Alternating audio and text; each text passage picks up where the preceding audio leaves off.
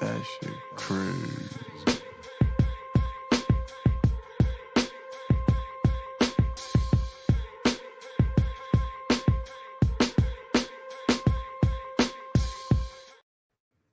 On a Friday, it's All Even with your boy Barry Grant. You can catch me on Instagram and Twitter at All Even Podcast. You can listen to the show on Megaphone as well as Apple Podcasts, Google Podcasts, Spotify. I'm all over the place. Trust me, go to YouTube, hit that subscribe button right there, like, share, and comment. Tell a friend to tell a friend because the page is growing. Hit that TikTok as well, man. That shit is growing as well. Call. What's going on, my man? Where you at? I don't hear Claw. Anyway, we're gonna move on because I don't know where the hell his mic is at right now. Bish, what's up? What's up, man? How you doing?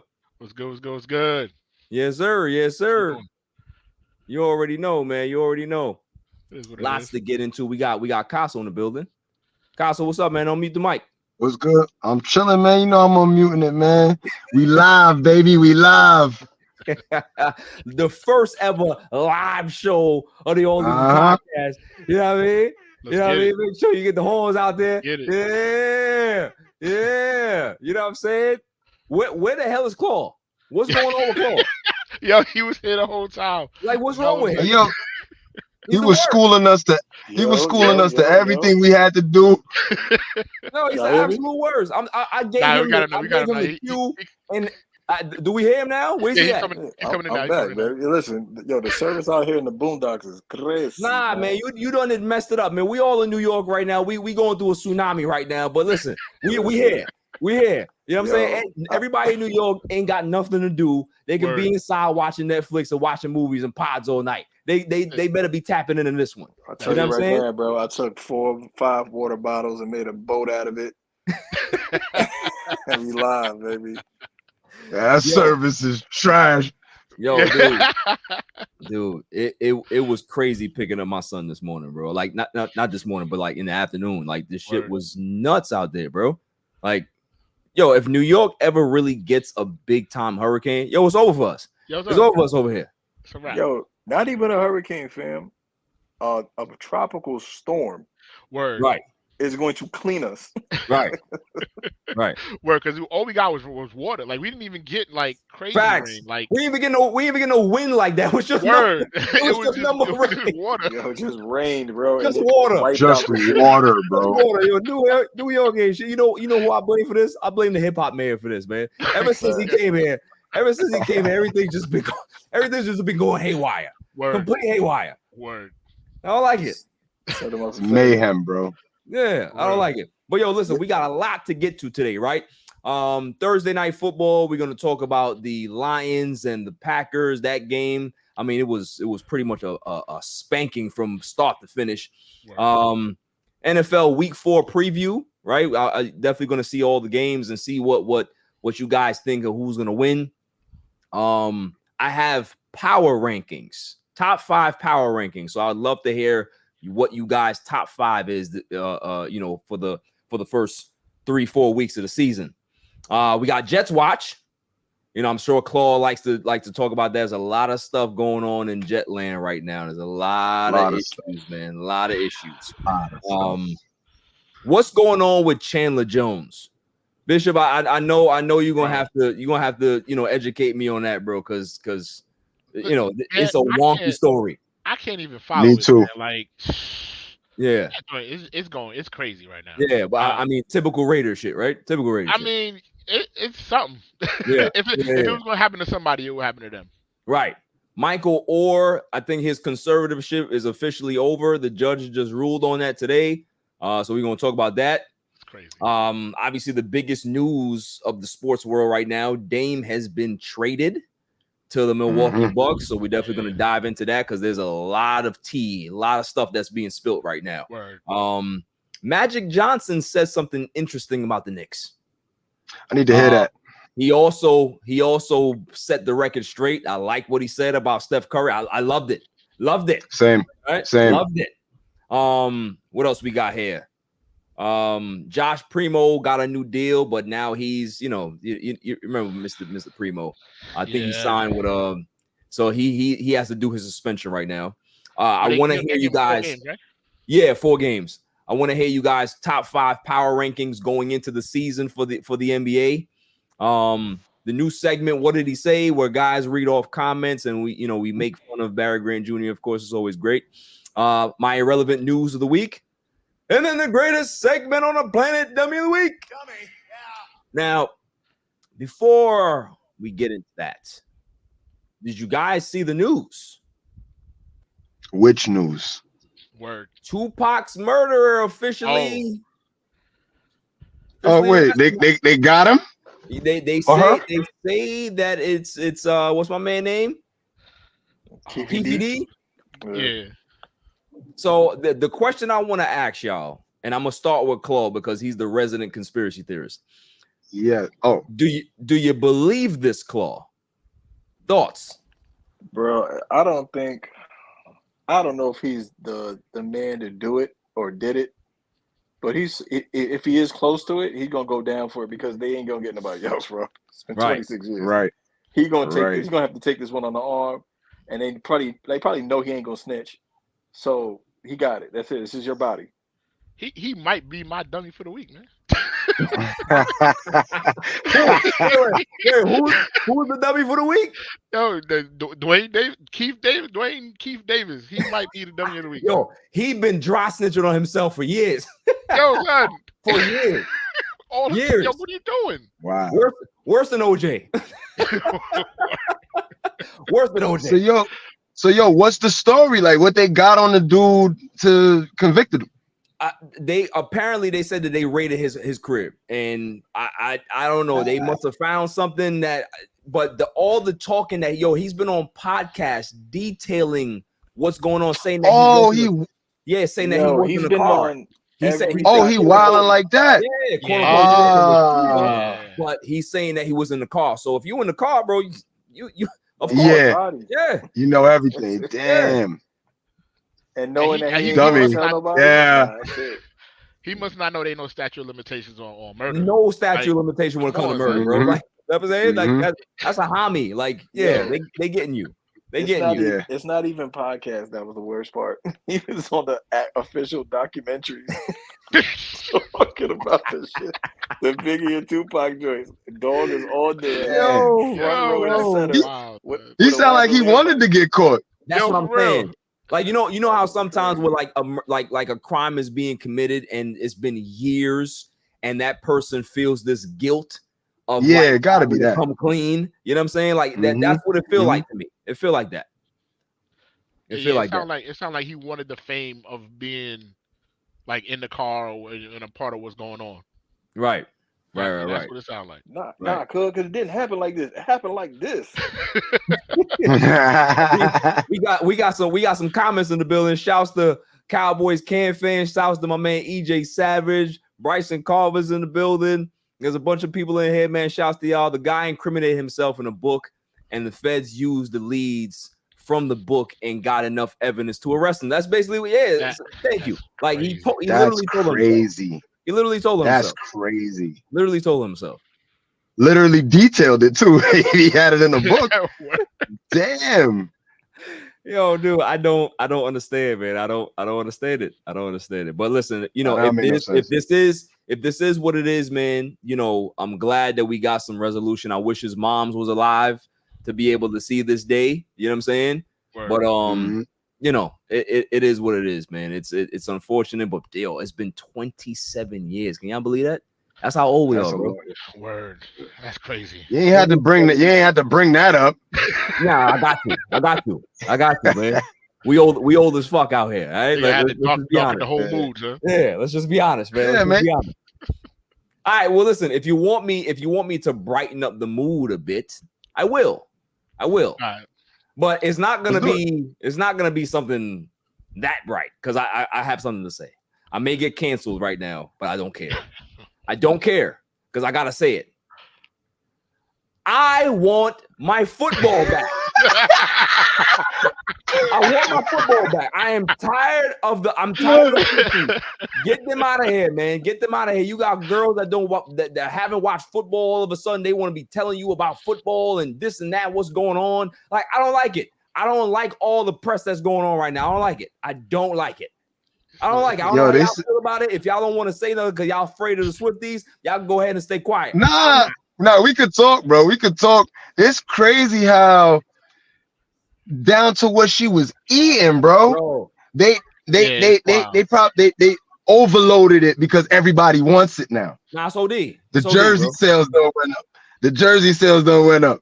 The Kelsey joint. Mad stuff don't went up over this. Bro, the ratings is up. Kelsey about to make $40 million on jersey sales alone, bro. Word, son. Alone, bro.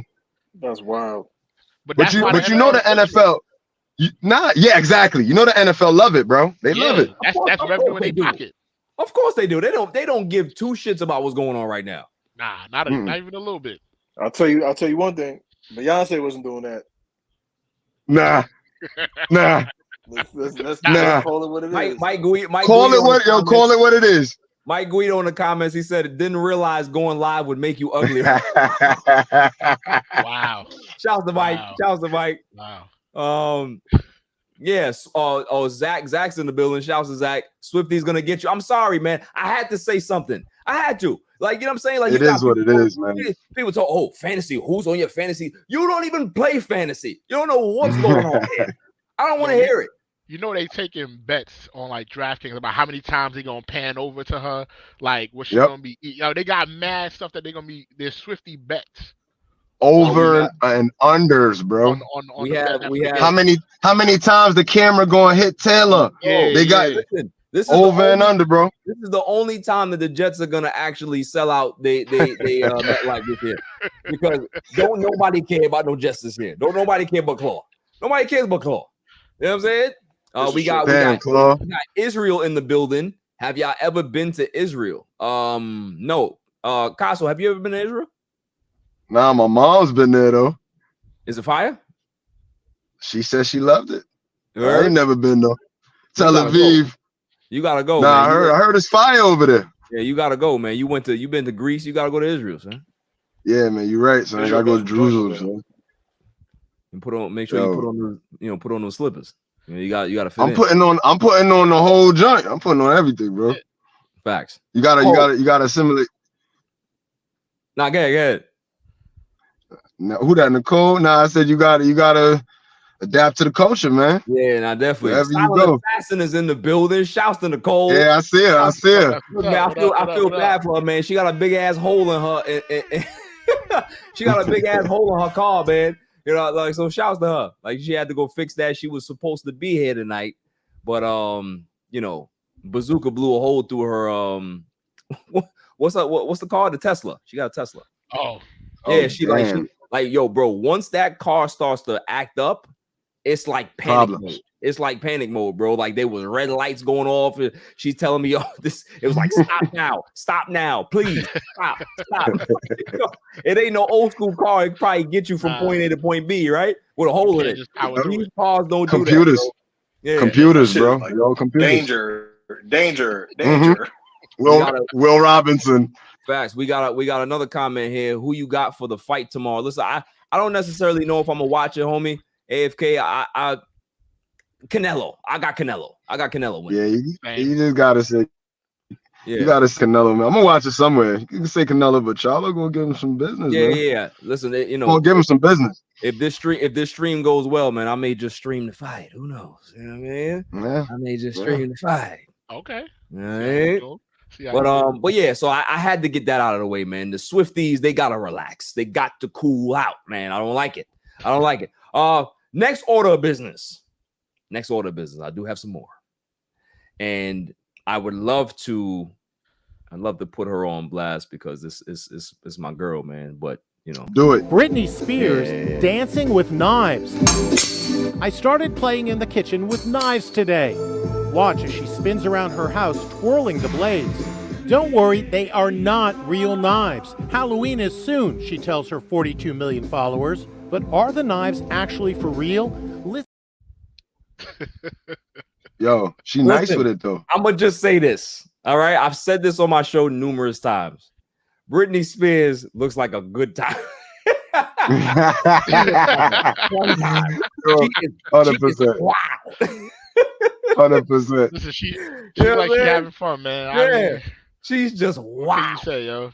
And you know she into that cosplay, Yo, into that yeah, role play. You see it already. Yo, son, listen. That's all I'm saying, man. That's all I'm saying. Exactly. Future hibachi chef. Z, that's all I'm saying. You know what I mean? Y'all could be able to, she could have the knives. You can play Salt Bay. You could do a whole bunch of stuff. You do a whole bunch of stuff with that. You know what I mean? Am I the only one that saw that the house looked dirty, bro? Nobody saw relax. shit lying Relax. around. What are you talking about? What are you talking about, son? Don't throw She shots giving at her a Britney. pass. Don't throw shots at Britney. Don't do Her that. microwave dirty. Like, come on, what are we doing, bro? Yo, son, keep it real. What are we looking at? The dog's walking around. You saw the shit on his foot. You saw that was a dog. That was a dog. Yeah, that was a dog. You heard. Yo, can you imagine? Go ahead. Now I said, could you imagine what that dog must be seeing and what that be going through? Facts. Yo. Britney be wilding. Nah, she be wilding, bro. She Be definitely wilding be them wildin'. speedos. She definitely be wilding, son. But did you hear that the cops went to go do a wellness? Cops went to go do a wellness check on her. Yo, no, they don't. Leave her alone. Leave her alone, man. Listen, man. You see somebody dancing around the way she was with them knives. You got to send somebody. You got to check on that. Just in case. I mean, she said that they wasn't real, so we know after the fact that they're not real. At the same time, though, like she was freaking it, dog. Like she was. Yo, she was nice with it. Like listen, I would have checked on her if I was a cop if she like dropping the knives but she was freaking it, bro. I'm like, all right, you know what you're doing. I don't need to check on you. If I go ahead and check on you, you might put the blades to me. I don't want that. I don't want that. Just because she nasty with it don't mean that something ain't going on. You gotta check, so you gotta check. She might have somebody tied up. Yo, but she could have been practicing for a future music video though. Facts. You're right. That's why I like Casso, man. That's why I like Casso. He's a Britney Spears apologist, just like me. that was I'm a slave vibes. That was giving me I'm a slave vibes. You know what I'm saying? Anytime I see some news about Britney, I always say it's Britney, bitch. All right, that's all I know. Yo, the eyeliner alone, profit helps it. You leave her alone. Facts, man. Oh man. Yo, crazy. But listen, man, we're gonna move on to the Thursday night football game, obviously between the Detroit Lions and the Green Bay Packers. Detroit wins this game. Was it 34-20? They win it easily. My man, what do I call him? What's his name, man? Quarterback. Love? Golf. Jamie Lee Curtis. Golf. Jamie Lee Curtis had a decent game. Didn't really throw for much yards. I think he was a little over 200 yards. Threw that first bad interception, but then settled down. He looks good, man. Like he really. It's crazy how somebody can be able to go from one system, go to a next system, and look completely different. Like it's amazing how he's kind of resurrected his career because he was on his way to like backup duty or out of the NFL. You know what I'm saying? Mm-hmm. It's crazy. But coaching is important, man. Coaching is definitely important. Coaching is so important for all of that. But I mean, listen, he had Sean McVay. So what are we saying about Sean McVay? Yeah, but Sean McVay's system hasn't been the same even from the time when Goff was last there. Like they haven't been producing the way they used to produce. Something's off there. Yeah. Or maybe he just wasn't a quarterback to be able to run that type of system that McVay needs. You know what I'm saying? Yeah. Because he's more stationary than anything else. So he can't be, that fast pace moving around going. He needs a system built for him, and it seemed like they were moving away from him. Right, definitely. And they built this whole team around him. Like this whole team was built from the ground up. Even when it wasn't cool to watch Detroit, only time you watched Detroit was on Thanksgiving. Now you want to watch them prime time because they had them pieces, bro. Yeah, mm-hmm. They just don't let the rookie run, but they got them other pieces. Yo, listen, Jahmyr Gibbs, man, he had a decent game last night. But David Montgomery, man, he came back off the thigh injury. 32 carries, 120 yards, 3 touchdowns. Man, look good. You know, I know Claw is tight because he sat him on the bench in fantasy. Chump. left him in the IR, bro. Can't believe myself. Unbelievable. What y'all think about what y'all think about Green Bay? What you think about Jordan Love? Rubbish. Just in general. Rubbish. He's rubbish. I don't think he's rubbish. I just think that's because he's played decent in the last couple games, and he's There's a couple games I've seen. Yeah, he's put up numbers. He's led a comeback already. I just think that they don't have all the weapons they need yet, and he's still, it's still his first year running the system, so they're gonna need a little time. But they're not. I mean, they're not doing bad. You know what it is too. For me, I kid. I mean, he's not rubbish. He's not Zach Wilson, but he does. Right. He does make some bonehead decisions that you want to see cleared up very soon.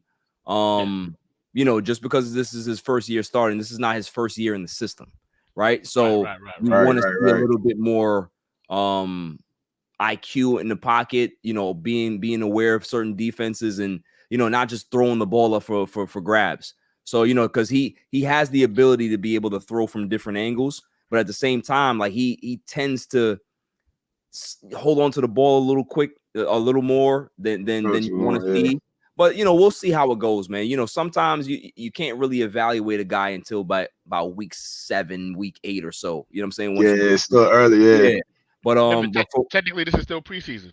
Right. Because nobody plays in the preseason anymore, so we still technically in preseason right now. Yeah. But so far from what I've seen, rubbish. Rubbish.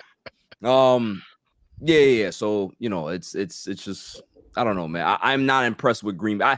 I've never been impressed with the coach anyway.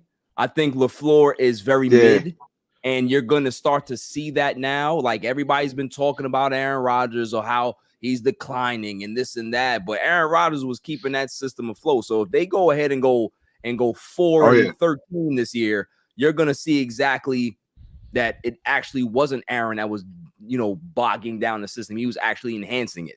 So,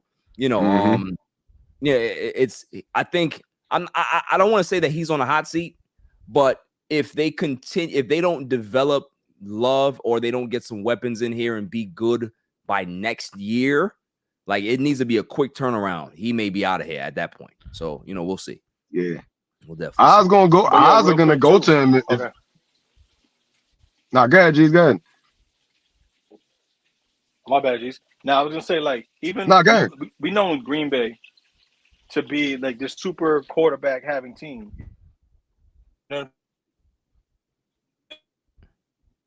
might see them just fade away at this current moment because they don't have that talent that they once had. Those big names that they've had for how many years? Over 2 decades. You know what I'm saying? Right. Over 2 decades. Yeah, facts. But the question is still going to be: is it the quarterback or is it the coach?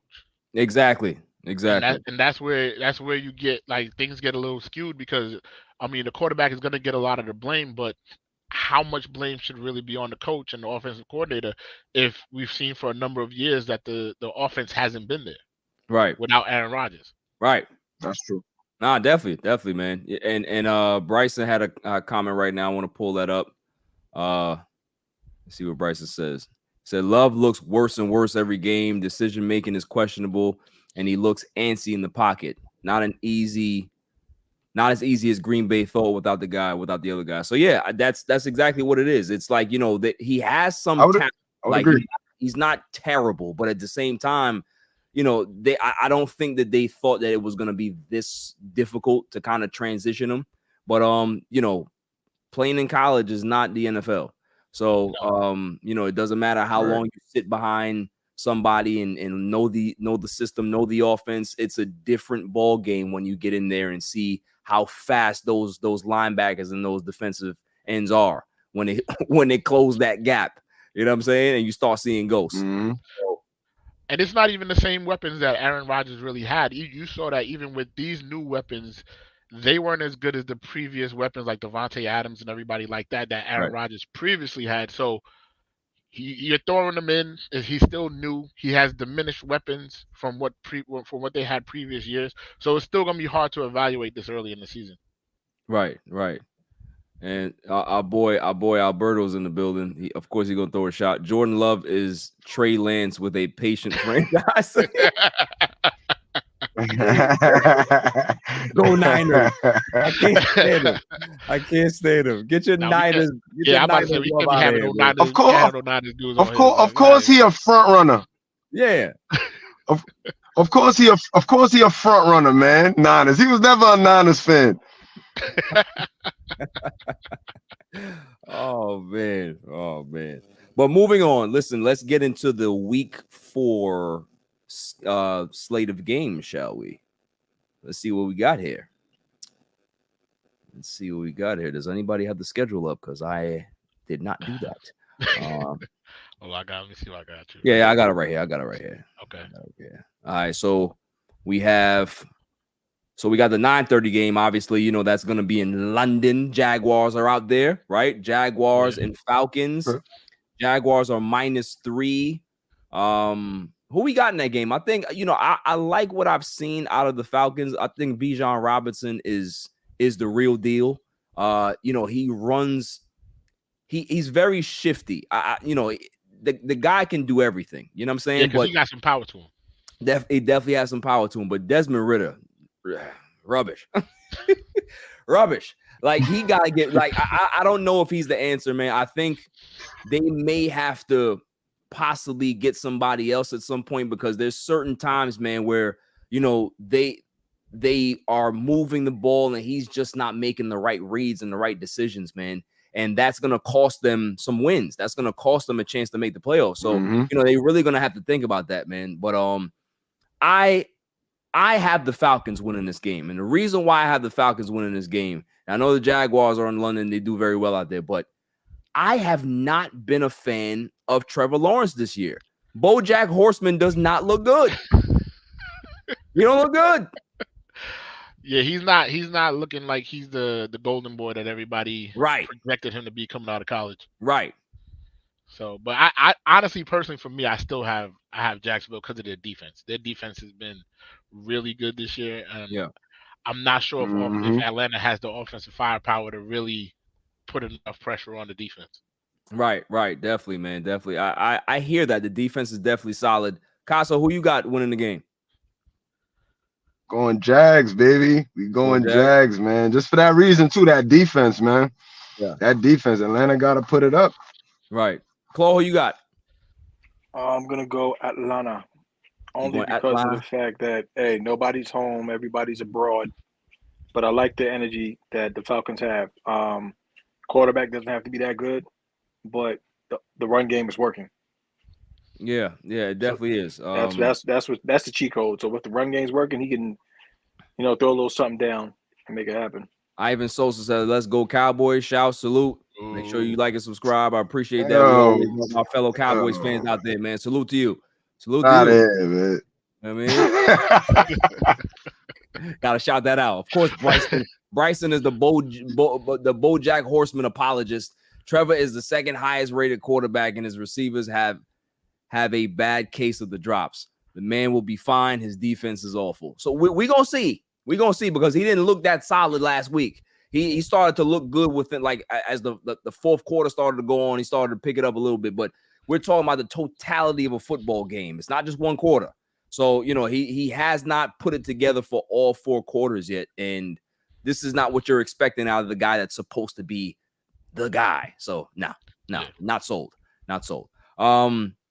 Next game we have is Dolphins at Bills. This is an AFC East matchup. This is going to be a good one. Bills are at home. Bills are -2.5. Yeah, give them 2.5 because they're at home. They're playing the best offense in football. I said it after week 1 that they were the best offense in football, and I was proven right. When you can be able to put up 70 points and Jalen Waddle doesn't play, that's crazy. That's crazy. But I do believe that the Bills have enough defensively to be able to slow them down a bit.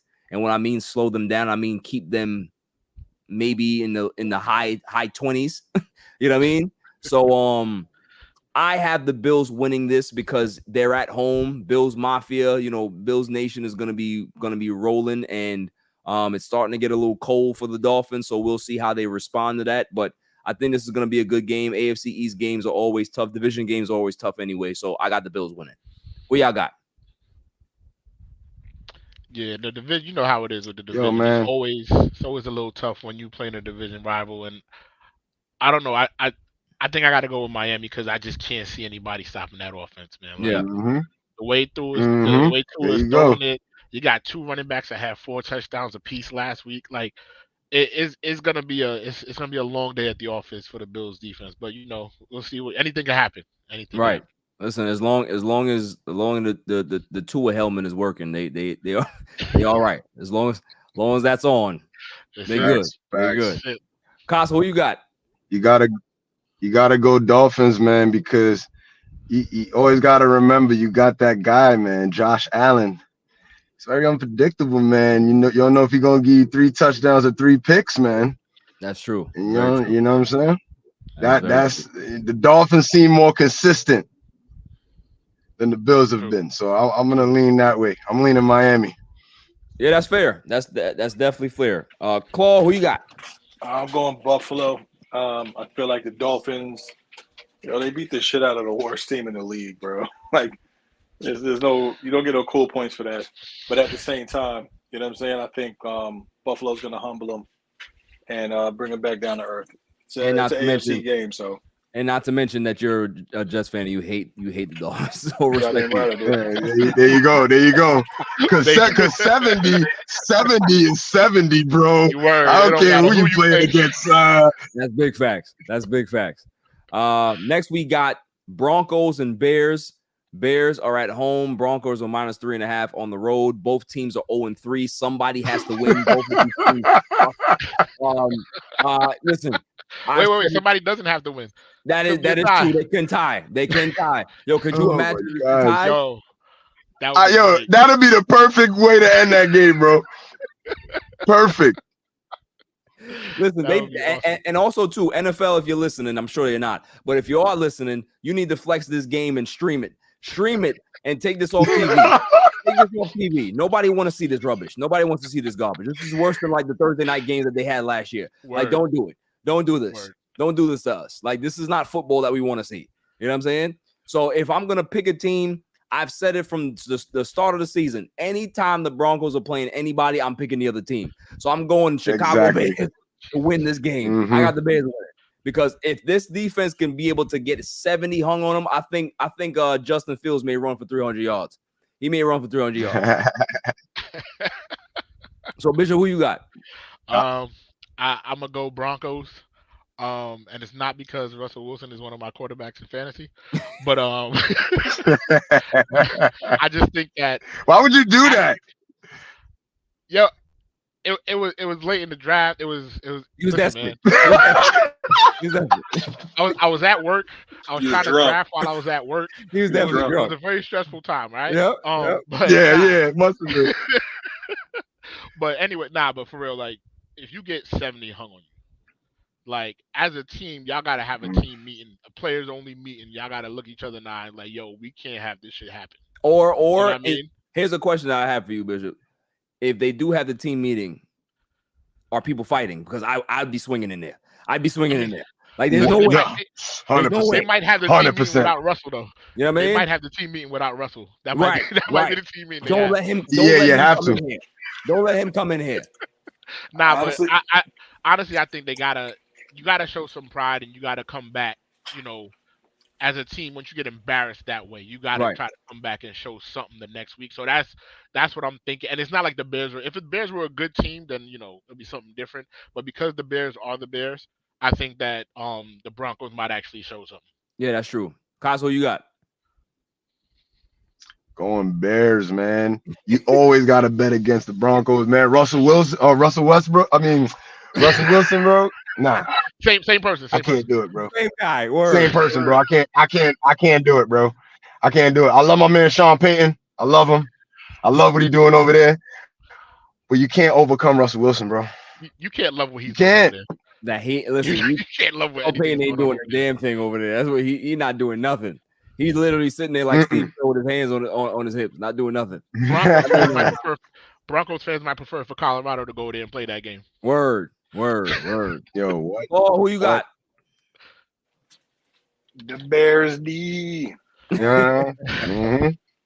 I ain't going nowhere near Ciara's husband. We have leave Ciara at home. We don't want to see her on camera at all. We got an interesting question in here from Angel Hall. Ashanti or Alicia Keys? Who is more beautiful?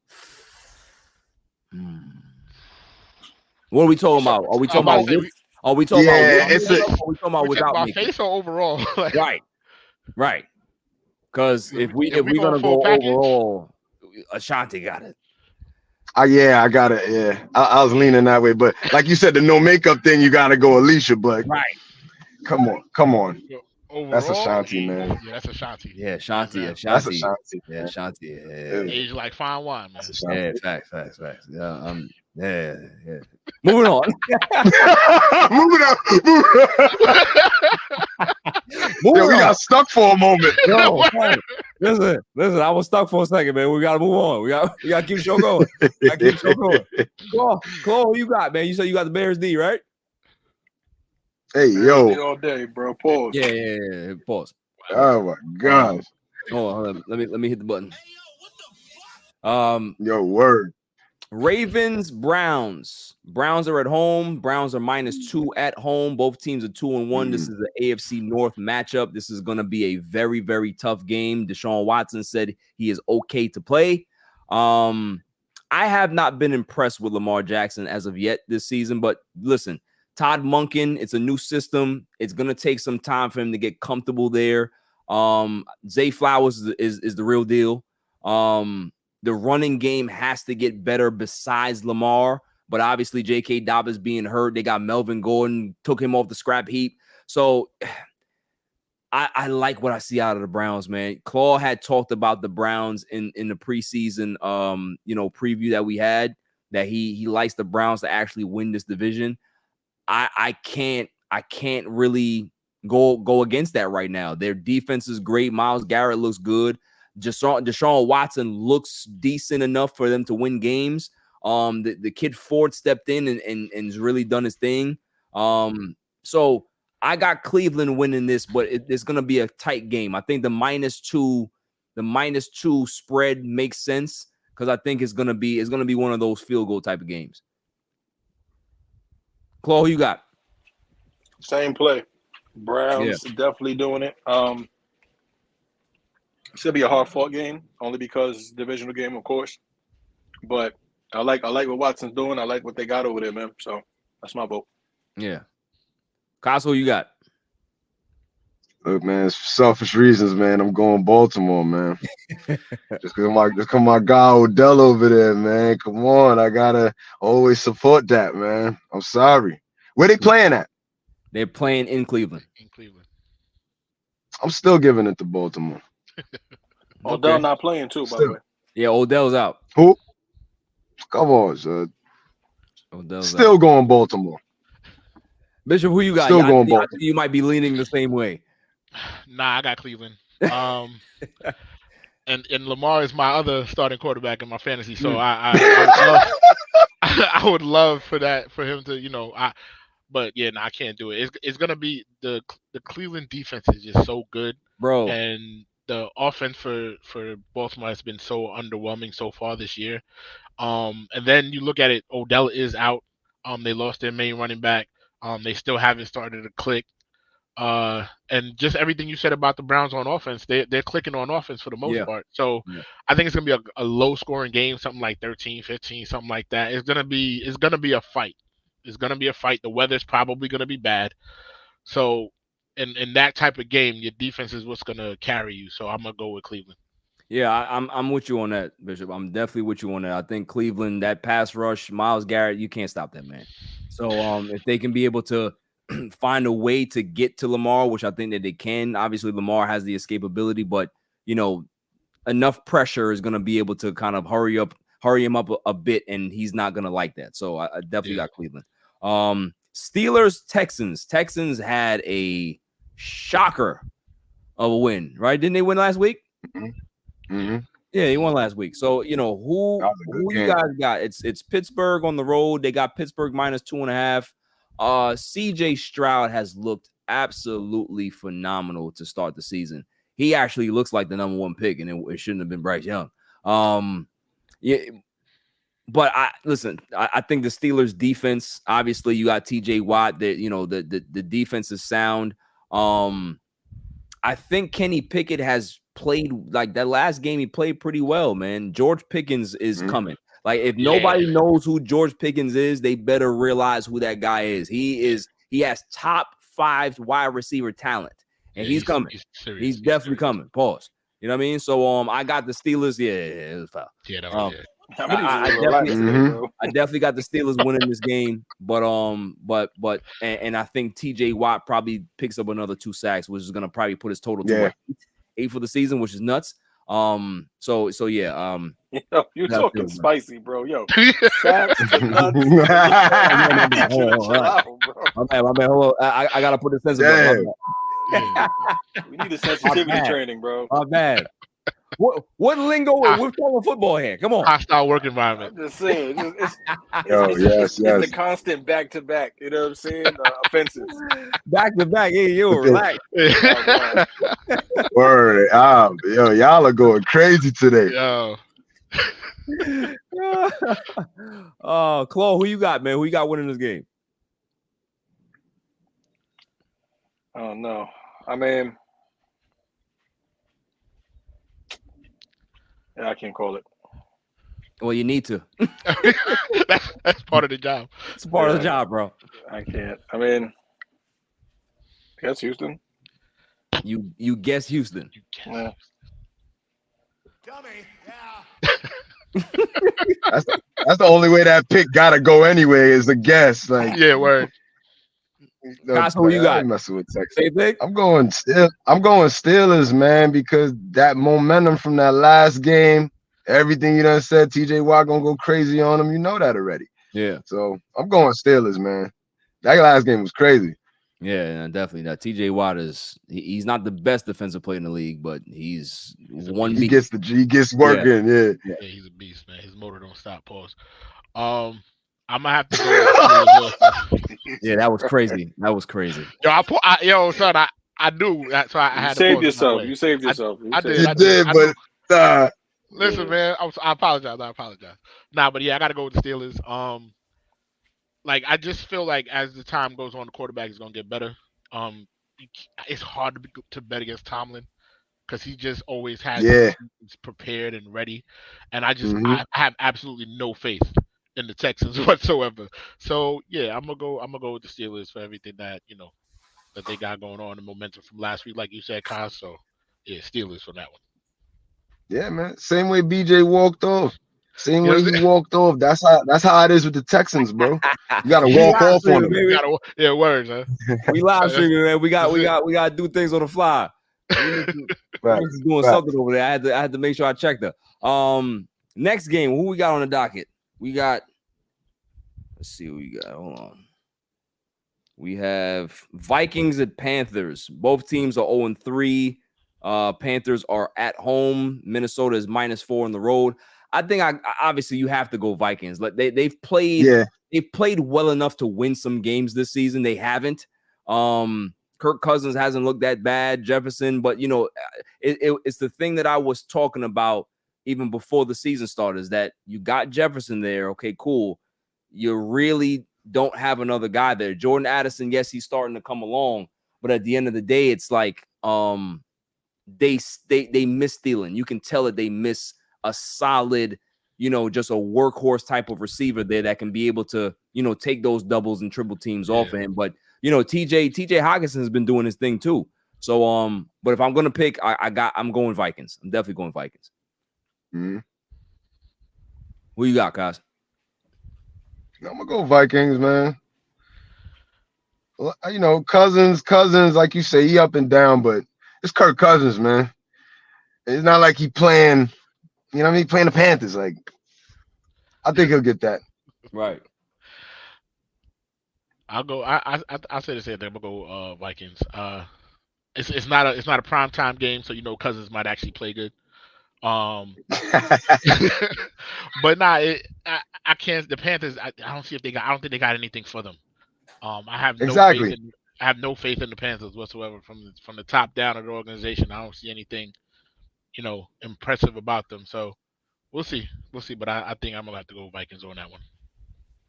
I think I hate to be that guy, but I think it's gonna be a shootout. So the shit can go either way. I don't think the defense even has to show up. They're gonna throw the ball all the way down the field, back and forth. But I don't know. I like the energy that the Panthers are bringing to the table, man. I'm feeling it. Like they're coming together. They're figuring out their rhythm. You know what I'm saying? Thielen's stepping up. I think DJ Shark's stepping up. So I'm definitely gonna go Panthers in a shootout, though. It can go either way. Who's I playing? like that. Is Minshew playing, or is it they got their starter back, or who's starting quarterback for the Panthers? For the Panthers? No, but Yeah. Dalton is the backup. Dalton is the backup Dalton. over there. I think Bryce Young should be playing. If not, then it's going to be Dalton again. Okay. Gardner Minshew is the backup for Richardson in Indianapolis. For the Colts. That's what it was. Okay, that's what it was. I know it was somebody. Yeah. Yeah. We got Cowboys can fan. It said Vikings, Panthers. Only answer is who cares. Right. Oh my God, that's a good one. Next one we have is Rams and Colts. Now, listen, Richardson he shocked the hell out of me. I'm not gonna lie to you. Like the kid looks good. Gardner Minshew won the game last week, but I think Richardson should be back this week. But the Rams have played good defense. They have played really, really good defense, man. Stafford still looks very inconsistent, but that's what you have to expect out of him at this point. I think Cooper Kupp should be back week 5 or so. So, they're starting to get healthy again. But, I got to pick the Colts, man. I think the Colts have looked very, very good. They're at home. You got to give them the little edge there. If Richardson plays, he's big, he's athletic. They have guys on the outside. The running attack has been pretty decent, and their defense is still pretty solid. So I got the Colts winning this game, man. I definitely do. Bishop, who you got? Same thing. I got the Colts. You know me, I was a fan of Richardson after I saw him at the combine. Facts. When you're that size with putting up those kind of numbers, like it's as a quarterback, and he could throw. So like I was always going to be a little impressed with him. I didn't think he was going to run as much as he's been doing, especially the power running that he's been doing. Yeah. But they've looked good, and their defense has been really, really good. They have the number 1 tackler in the NFL right now. So like I could see them taking out the Rams. The Rams have been playing good though defensively, but offensively they haven't looked too crisp. Yeah. Guys, who you got? I'm gonna go Colts. No particular reason. I'm just gonna go Colts. Just vote for what Bishop. Just hearing Bishop, I'm like, yeah, he leaning me up. Pause. Man. He sold you on that. Man. He sold me on that. He sold me on that. He car salesman, you bro. Car salesman with that. Definitely. Chloe, you got? Once again, gotta be the other guy. Yeah. He doing it on purpose now. No, that is. It's like this is these picks. I'm just watching these teams come together, bro. Pause. And it's making sense. I'm looking at the Rams, and the Rams are, they got some receivers over there without Cooper Kupp. You know what I'm saying? What's that guy named? Pakua? Yeah, but I can't pronounce it. Pakua, whatever. Gonna catch the ball. That's his Kapikua. Only the strong. All right, pour in the cooler. Come on, man. Such a coconut saying that. He going off. So like you got him Atwell. So I feel like with an addition of having Cooper Kupp back, they getting rhythm and they getting emotion. But I do like what Indianapolis is building, but not yet. All right, respect. So we're gonna move on. The only problem with the Rams is you've got Matthew Stafford, and he's just gonna be Matthew Stafford. Yeah, I mean Stafford is. It's just gonna be inconsistent. They got a Super Bowl out of him, man. As he gets older, he's not gonna age well, I don't think. So it's just gonna be one of those things that they're gonna have to find a way to, part ways, and either he's gonna retire or he's gonna go somewhere else, and he'll be on the Jets in 2 years. Exactly, he'll probably be on the Jets in 2 years. It might be this year. It might be this year, exactly. I pray. Should be this year. Bucks and Saints. Who we got? Saints are at home. Derek Carr is not playing, so what's crazy is that I have to pick the Bucks because I can't trust Jameis Winston. Mm-hmm. You just can't trust Jameis Winston. He's not at this point of his career. I just don't think that he's a competent NFL quarterback anymore.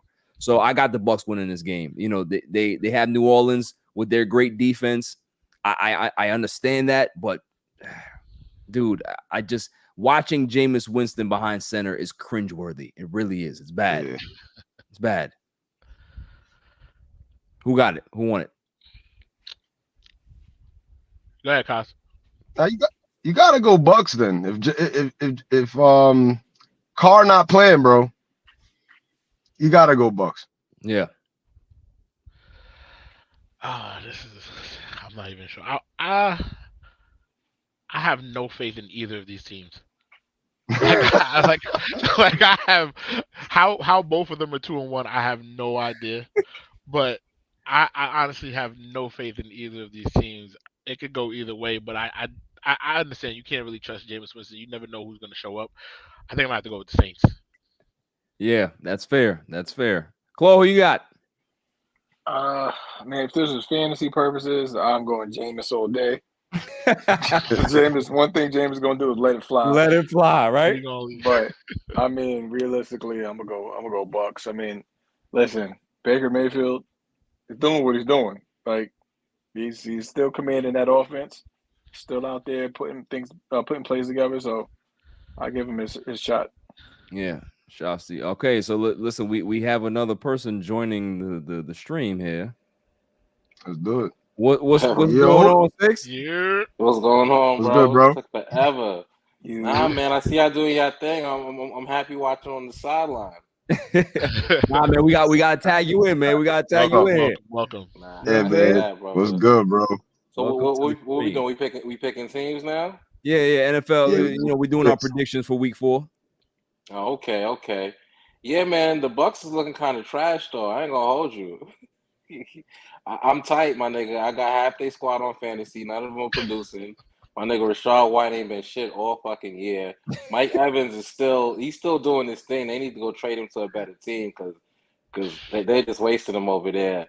Browns and Baker Mayfield. Yeah. I mean, what was the difference? Really, what was the difference? You got Deshaun Watson doing the same Baker Mayfield antics, and Baker's doing the same thing on the Browns. There's a lot of bad quarterbacks still in the league, bro. Yeah, shit is kind of crazy. We got 14 black starting quarterbacks. Shout out to that. But we still got a lot of scrubs in the league, so we got a big stack, bro. A lot of rubbish. Lot of rubbish. What do we think here? Commanders, Eagles. Eagles are at home. Eagles are 3-0. -9.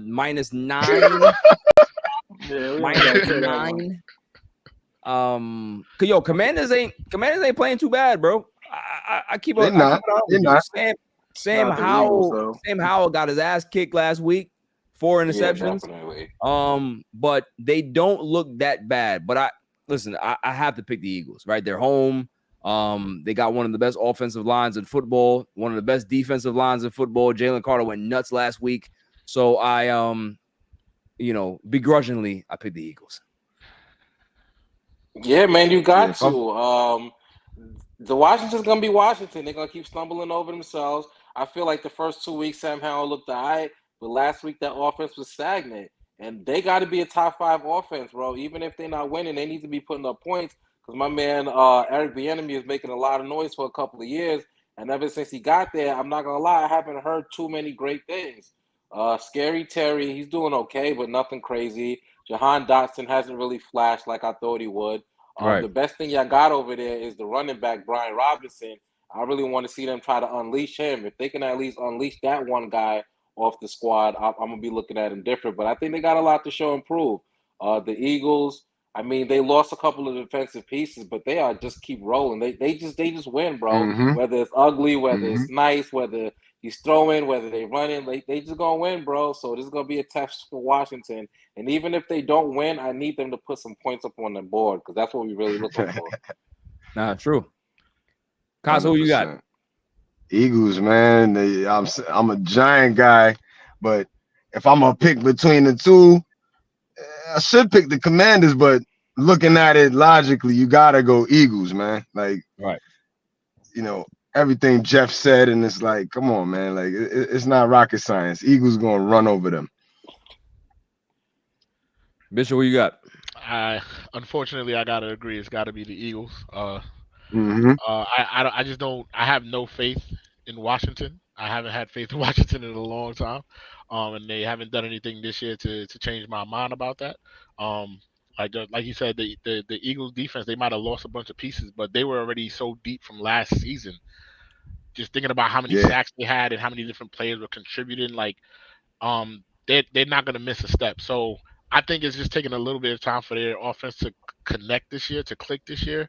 I think they kind of surprised some people last year a little bit with the play of Jalen Hurts. I think he surprised some people. So now people are starting to game plan a little bit more for him. So they're gonna have to try to figure out what's broken and fix it. But I think they have the talent and the weapons to do that. Yeah, no, I agree with that. Chloe, who you got? I'm going Eagles. I mean, it's a dead shot. They're playing excellent football. That defense is doing something different. And Swift is over here looking different out here. I don't even know where he came from with all that energy. Yeah, shouts to the Lions for giving up on him. Yeah, they gave up on a couple of these guys. They out here working. Yeah, but I mean, don't get me wrong. I like what Washington's becoming, but it ain't time yet. You know what I mean?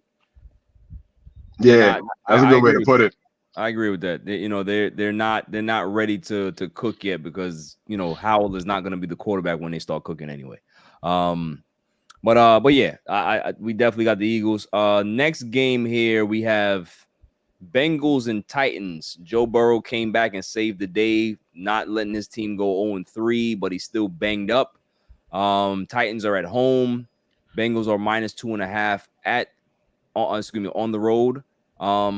I can't pick against Joe Burrow, so I got Joe Burrow because the Titans defense, they're always consistent, they're always good. Offensively, they're a mess.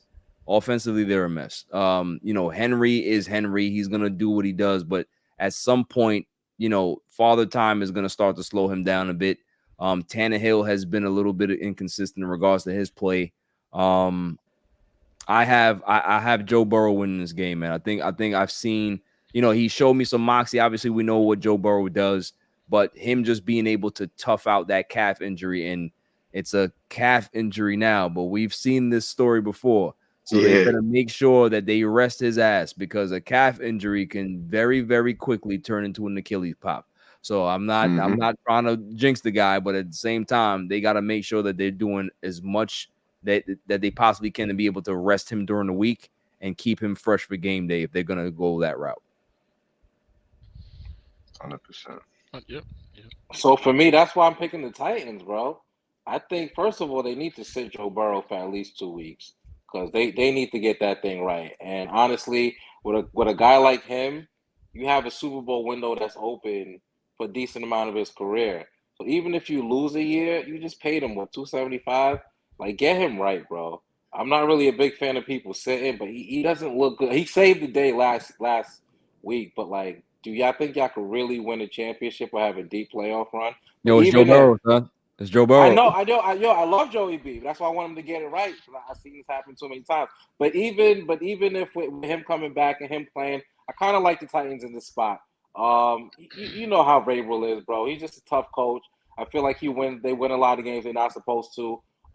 They're the Titans. They're not really gonna ever go that far, but I feel like they're still gonna win at like 11-6, bro. They got big Derrick Henry. I like the running back behind him, Spears, and D-Hop got to show improvement. I refuse to believe that D-Hop is done. So I think this is a good spot for them to like step up and win a game. Not necessarily a blowout again, but I can see them winning this by like a late game field goal. Like they could be losing by 10 the whole game and then make like a little push towards the end and like rally and make it home. So I think the Titans could take this one home. Definitely. Chloe, who you got? I'm gonna go with the underdog. I'm gonna go Titans. I mean, Burrow doesn't look like himself. There's rumblings that Chase is saying, they're not using me right. Like, you don't want to hear that come from the guy that's been throwing you your ball your whole professional career and college as well. So I think that's a big part of what they really have to figure out. But in the same breath,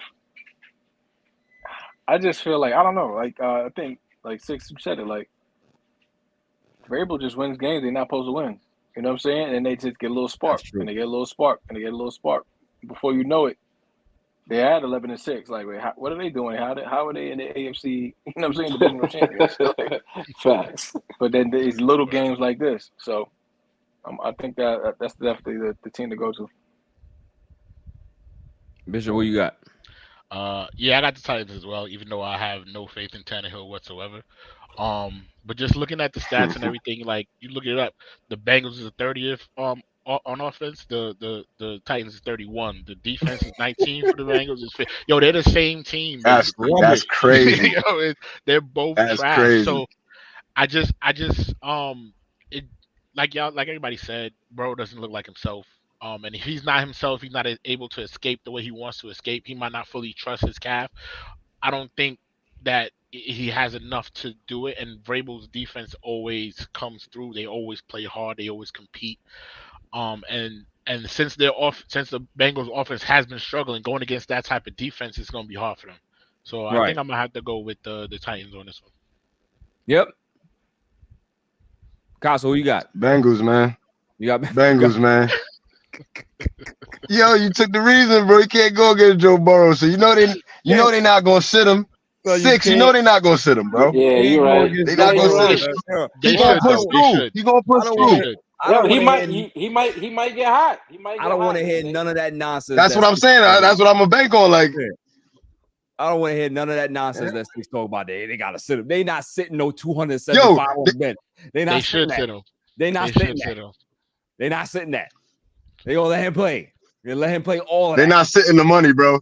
They're not sitting the money, bro. I know. They should though, man. They should though. Until the NFL fucking gets grass, man. Thank God. Thank fucking God. Yo, the sacrifice of Aaron Rodgers' Achilles, but now we finally gonna get grass on all the fields, man. I'm really happy. Damn, Claw. Yo, shouts to my man Adam Bessie in the building, man. Yes. All Even Podcast is live on a Friday night. It is. And yes, go Cowboys. Of course. And yes, bring on the grass. Yo, man, y'all gotta stop that, man. Let them get their kid off, man. Cowboy season. All right, you gotta relax. All right. Who we got next? We got the Patriots and Cowboys game, actually. Patriots are on the road against the Cowboys. Cowboys are -6.5 at home. Where have I seen this spread before? I saw the spread last week, and I don't really care at this point. I'm nervous. I'm not gonna lie to you. This is the game. Should be. Last week's game, like I didn't see that coming. This week's game, I see it coming a mile away. The Patriots run the football very well. Bill Belichick is a master strategist. Defensively, they've been very, very decent this season in regards to the Patriots. Mac Jones has been up and down, but he hasn't looked terrible. I worry for Dak Prescott.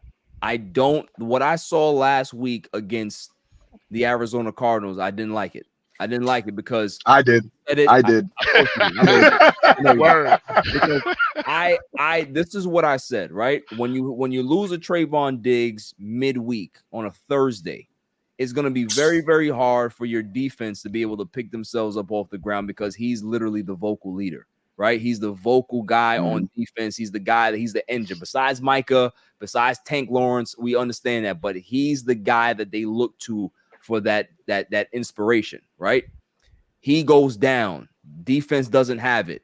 Your quarterback at that point is supposed to go to that defense and say, look, I know y'all don't have it this week, right? But just keep it close. Keep it close for me, and I'll make sure that we get out of here with a victory. Dak Prescott fell on his ass. And this is the problem that I'm having is that, bro, at what point are you going to be the reason why the Cowboys start winning games? The first 2 weeks, the defense really did the work. Red zone offense has been poor. It was 1 for 5 last week. They were 2 for 6 the week before. They were like 2 for 6 the week prior. So these things need to get cleaned up, and you have to look at the quarterback, and you have to look at the whatever play calling is going down in the goal line in the red zone. So I don't feel comfortable about this game for the Cowboys. But if you want me to pick a winner, I'm going Dallas. But very, very slim margin. I think it's a statement game for me because after the way they performed last week, I ain't gonna hold you. The Cowboys are fucking curb stomp the Patriots. It shouldn't even be close, my nigga. You think the so? Patriots can't compete. We don't have the talent to compete. The offense is stagnant. They're still throwing these short screen passes. They're not throwing down the field. They're not testing the cornerbacks. You don't know. There's no go-to receiver, which I understand the Patriots never really had one, but at least they had that guy, whether it was Gronk, whether it was Edelman, there was that guy who could make plays for them. I thought that would have been Kendrick Bourne, but it hasn't been. I mean, I feel like as a Patriot fan, I just feel like I'm lost. I feel like the Little Brothers are lost. Yeah, we're gonna win games here or there. We playing the Jets way too close. Like, yeah, so you have no confidence in your own team. No. What have they shown me to have confidence in? They're calling plays. The offensive coordinator's calling plays like the defense. Still, it looks the same from last year. I can't tell the difference. You know what it is, those six. The skill positions on the outside are not good. They don't. You guys don't have good receivers. That's what I'm trying to say. So even you don't get Trayvon separation Diggs out of there, I mean, do we have an answer for Micah? That's the only thing I feel. Belichick's going to be good enough to scheme up and try to get Micah out the game. But Micah's a young bull right now, bro. He's still a young bull. He's still a young beast right now.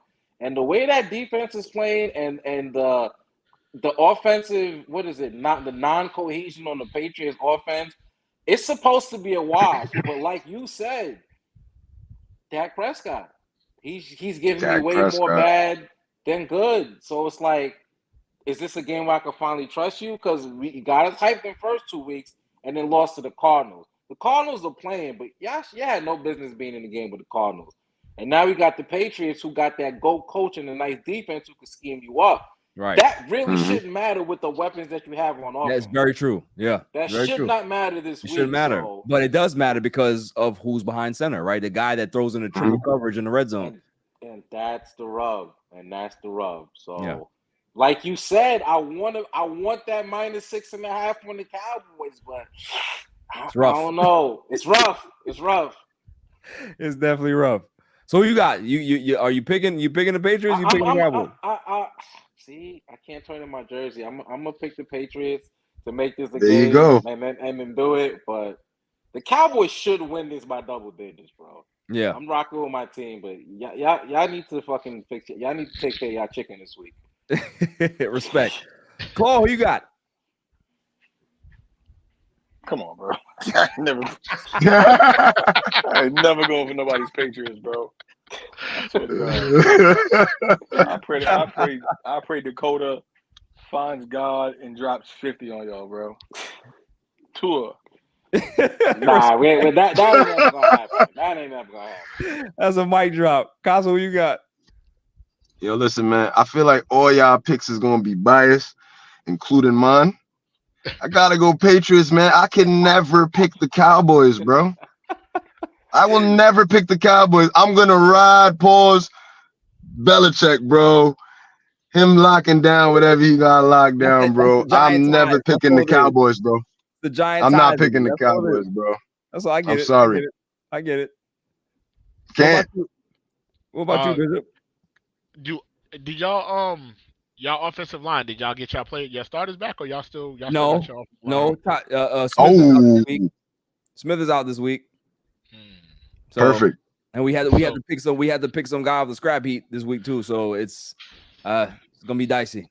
That's a factor. That's a factor. The Patriots got a good defense. I think they're 5th in the league right now in defense. So know they and with Belichick scheming them up, that's gonna keep things close. I still think the Cowboys are gonna win, I just can't say I'm gonna pick them to win, so I'm gonna pick the Patriots to lose. Because I can't say that the Cowboys is gonna win. I feel you. But I'll pick the Patriots Say to it lose. with your mouth, okay? Y'all can hate on the Patriots all you I want. feel you, We got Bishop. classic Super Bowl. That just came down to the wire. Everybody on That's the edge true. of their That's seat, true. bro. And thank you. Listen, Thank you my for fault. that, by the way. I'm not gonna lie to you though. Bryson made a point. He said Dak once again puts a hurting on Belichick's defense. Dak has shown a propensity to play well against the Patriots in his history. So, we'll see. But Gonzalez is a beast. Yep. So if he tends to throw to that side of that of the defense with that young boy, he may regret it. He may end up regretting it. My only thing is I don't know if Mac Jones is gonna be able to get away from that Dallas defensive line. That's true too. Yeah. Once you got Micah, the way Micah Parsons be moving on that D line, because a lot of those stunts and stuff that he does, those aren't called. He'll start rushing one way and then he'll see his block and then run. He's so fast that he'll just run the other way He's to nasty an opening in the with it, line bro. and get through. It's crazy. Like that stuff that's not planned. You can tell it's not planned because the tackle to the left of him doesn't down block and get across from him to take his man out. So a lot of the times he's rushing like he normally would, and then he just reverses field and goes back and finds an opening. So with Mac Jones not having that kind of escapability, I don't know if he can be able to get away from that Dallas defensive line. Nah, that's true. Yo, Mac, definitely true. Sorry, he plays the game like a running back. Yeah. He plays the game like you see him think, you see him look for cuts, you see him look for open holes, and bam, he's on your quarterback. Pause. So like Belichick is great, and he's usually great at taking out that one good thing that you do. But the way this guy moves around, you have to double team him. Yeah, you have to just put two guys just roaming and just keep an eye on Michael. He's so fast that he'll take that double team and run away from him and still find a way to get to the quarterback before the quarterback throws the ball, which is crazy to me. I don't understand. You got a scheme for him every snap, bro. It's a crazy dynamic that to have a guy like that on your defense. But the Cowboys have him, but can they be able to utilize him and really get pressure and start to disrupt Daniel Jones and win this game easily, like how Six says? I don't see it, but I'm hoping that it happens. So why you bringing up Daniel Jones, bro? Yeah, this is the fact that he confused Mac Jones. Come on, Ted. I don't. Get my guy out of this. I don't mean to bring up Captain Small Hands. My bad. Yeah. Come on, Ted. Come on. Respect. Yeah, we about to talk about them in a second though. Who we got? Raiders, Chargers. Is this even a Jimmy Garoppolo's not playing, so or is he? I think he's still in concussion protocol. I think it might be Aiden O'Connell that might get the call on Sunday, which is who? Yeah, he's the backup. He's the I mean, they say that he's all right, but he's not gonna have a chance against this team on Sunday. So I got the Chargers winning this in a rout. Are we all good with that? I think everybody's fine with that. That's pretty easy. Yeah, I think that's what it's gonna be, bro. I'm gonna honestly say I think that the Raiders might win this game. Really? And the only reason I say that is because the Chargers every week seem to find a way to lose the game. Well, I mean, they have an 84 head coach. Yes. So every time you think the Chargers got the game in the bag or they should win or they think their quarterback's gonna do this, they always find a way to lose the game, and their defense. That's organizational, son. Because that shit went back to Phillip Rivers. Yeah, that's organizational. Yeah. So I can't. And their defense is ranked last in the NFL. Is basically last in the NFL. They down there. So yeah, I think the Raiders might actually get this. I mean, you make a good point, man. I mean, a Kellen Moore offense, they're gonna throw the ball a lot and give you chances to be able to get some interceptions and get some turnovers because he just doesn't realize that he needs to run the ball in very, very crucial situations. He doesn't care. So yeah, that may just happen, but I still got the Chargers winning. Yeah, Chargers running. Cardinals, 49ers. Mm-hmm. We're all picking the 49ers. Moving on. Yeah. Yeah, there's no reason to talk about that game. Like I think it's gonna be closer than you think. I agree with you. The Cardinals are not a terrible team. They don't have superstar pieces, but those boys play hard, man. They play hard. Man. You know why I think it is going to be a rout? Because they just beat the Cowboys. So that could be true. That it could be a statement game for the 49ers. Yeah. How many times they're going to be on their toes? They're not going to try to catch That's them a with good point. Sleep game shit. I mean, yeah. I don't think that's a good point. I don't think that's a good point. I think they're gonna be ready. I think they're gonna be ready. Nah, they're still high off that. They high off that. No, but you know what it is? They got a bunch of dudes on that team that have been like, cast offs, and everybody thinks, when everybody talks about you like you don't even matter all the time. You're playing with house money. Battery in your back. Yeah. And they playing with no pressure. Yep. They playing with house money. You know what I'm saying? So right. I think it's gonna be closer to. I can't pick them because the 49ers just the 49ers look good, man. They really look. It's like the Niners, man. Yeah, they look really good. Bro, one of these days we're gonna have to talk about these Niners defense because y'all out here disrespecting. Y'all don't want to give them the credit. Y'all want to talk about Dak. It's okay, talk about Dak. But they took out Aaron Rodgers 2 years in a row. Like, these guys are historical, son. They've been going to the playoffs for years on years. And that organization is good. We give the 49ers respect on this show, man. The 49ers, they have one of the best defenses in football. They've had one of the best. The only weakness that they have in their defense is you can say that their cornerbacks are not that great. But when you have that type of defensive line and they got one of the best linebacker cores, if not the best linebacker core in football, it doesn't matter how bad your corners are. Like, you're gonna get max pressure. You're gonna be able to send 3 and still get pressure. That's not common. So they have a great team, and Brock Purdy he's proven that he's not a Mr. Irrelevant. He's good for that system, but he might be better than what that system actually is as well. He manages the system well for that. Yeah, team. Yeah, he definitely does. But Dobbs might ball out because he's still mad they don't got his jersey in the team stores. Facts. And Dobbs is all right, man. Dobbs is all right. So we have the Swift game here. Chiefs and Jets. Listen, I would give the Jets a fighting chance. I would. If Zach Wilson was not the quarterback.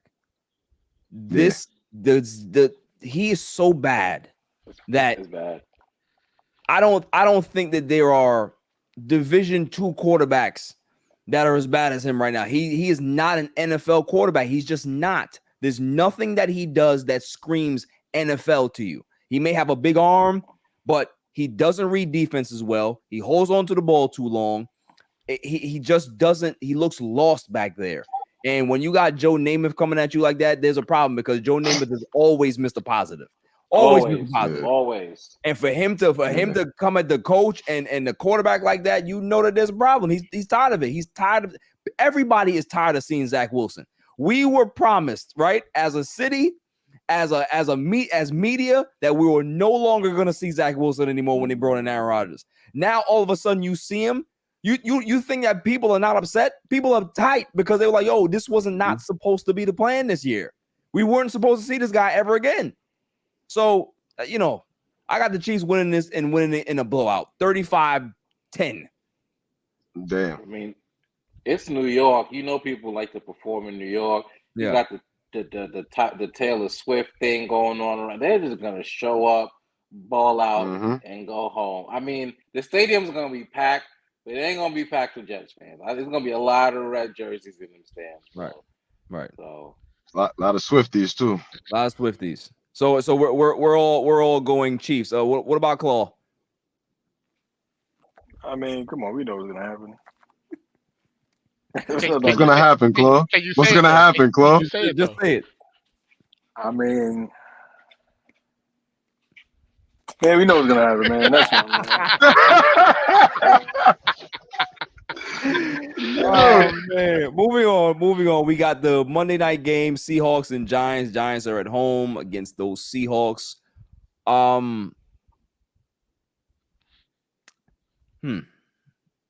It's not a good game. That's what I'm saying. This is not an easy game for me to pick. Giants are at home. They're going to be inspired. What is the line? They got Seahawks -1.5. So it's pretty much a pick 'em. I think it's going to be fun. You got two wily head coaches.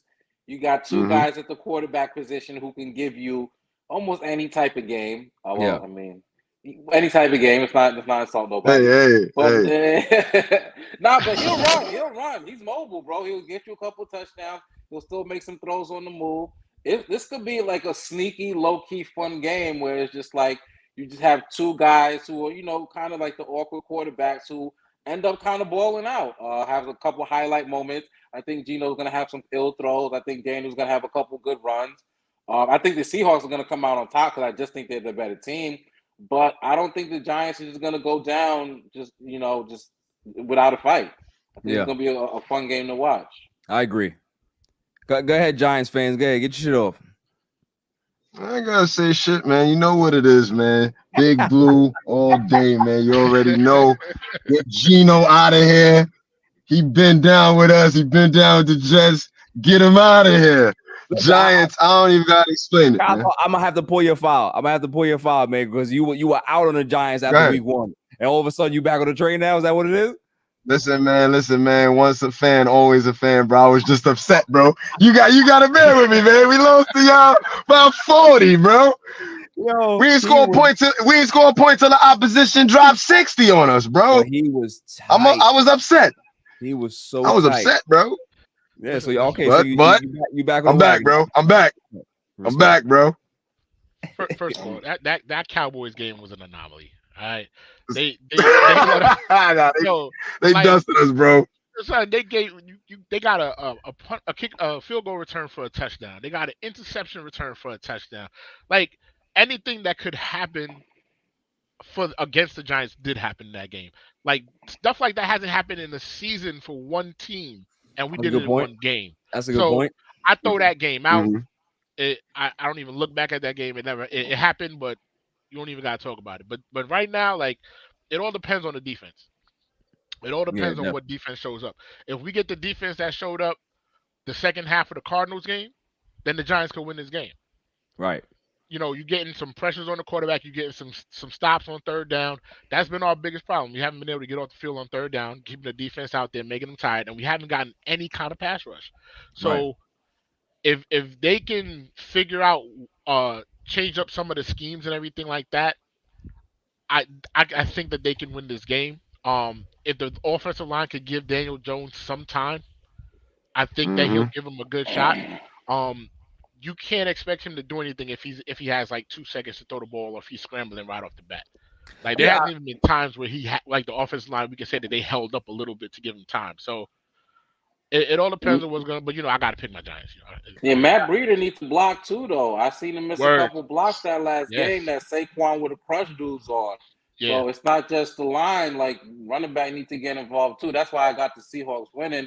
But I just don't think the Giants have the firepower. But I just feel like with the head coaches, I just feel like he can dial up a couple plays that'll have us looking like, all right, let's go. Y'all back in this game. Matt Breida is like 5'7". He ain't blocking nobody. So. Listen, you just got to get in the way, man. You just got to get in the way. Cowboys can fan salute for the donation, man. They say Daniel Jones is the worst quarterback in the NFL. No way. I have my feelings on Daniel Jones.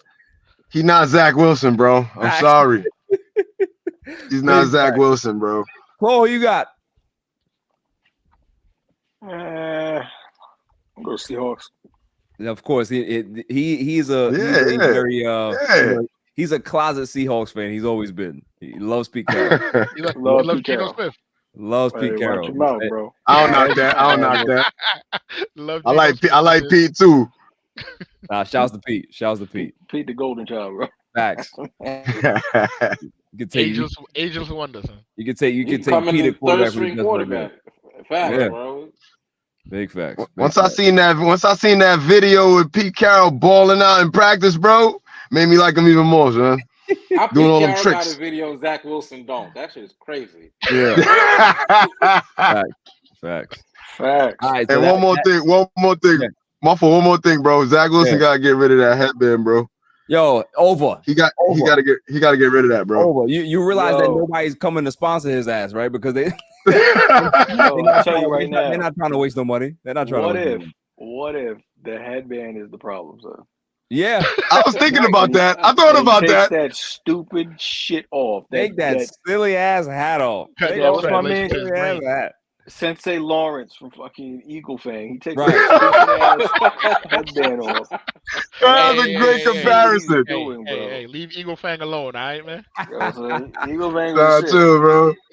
Nah, man, trust me. Listen, man, you know that's it for week 4. I think we did a great job with that. You guys have any power rankings? If you don't, I mean, you know, we can be able to.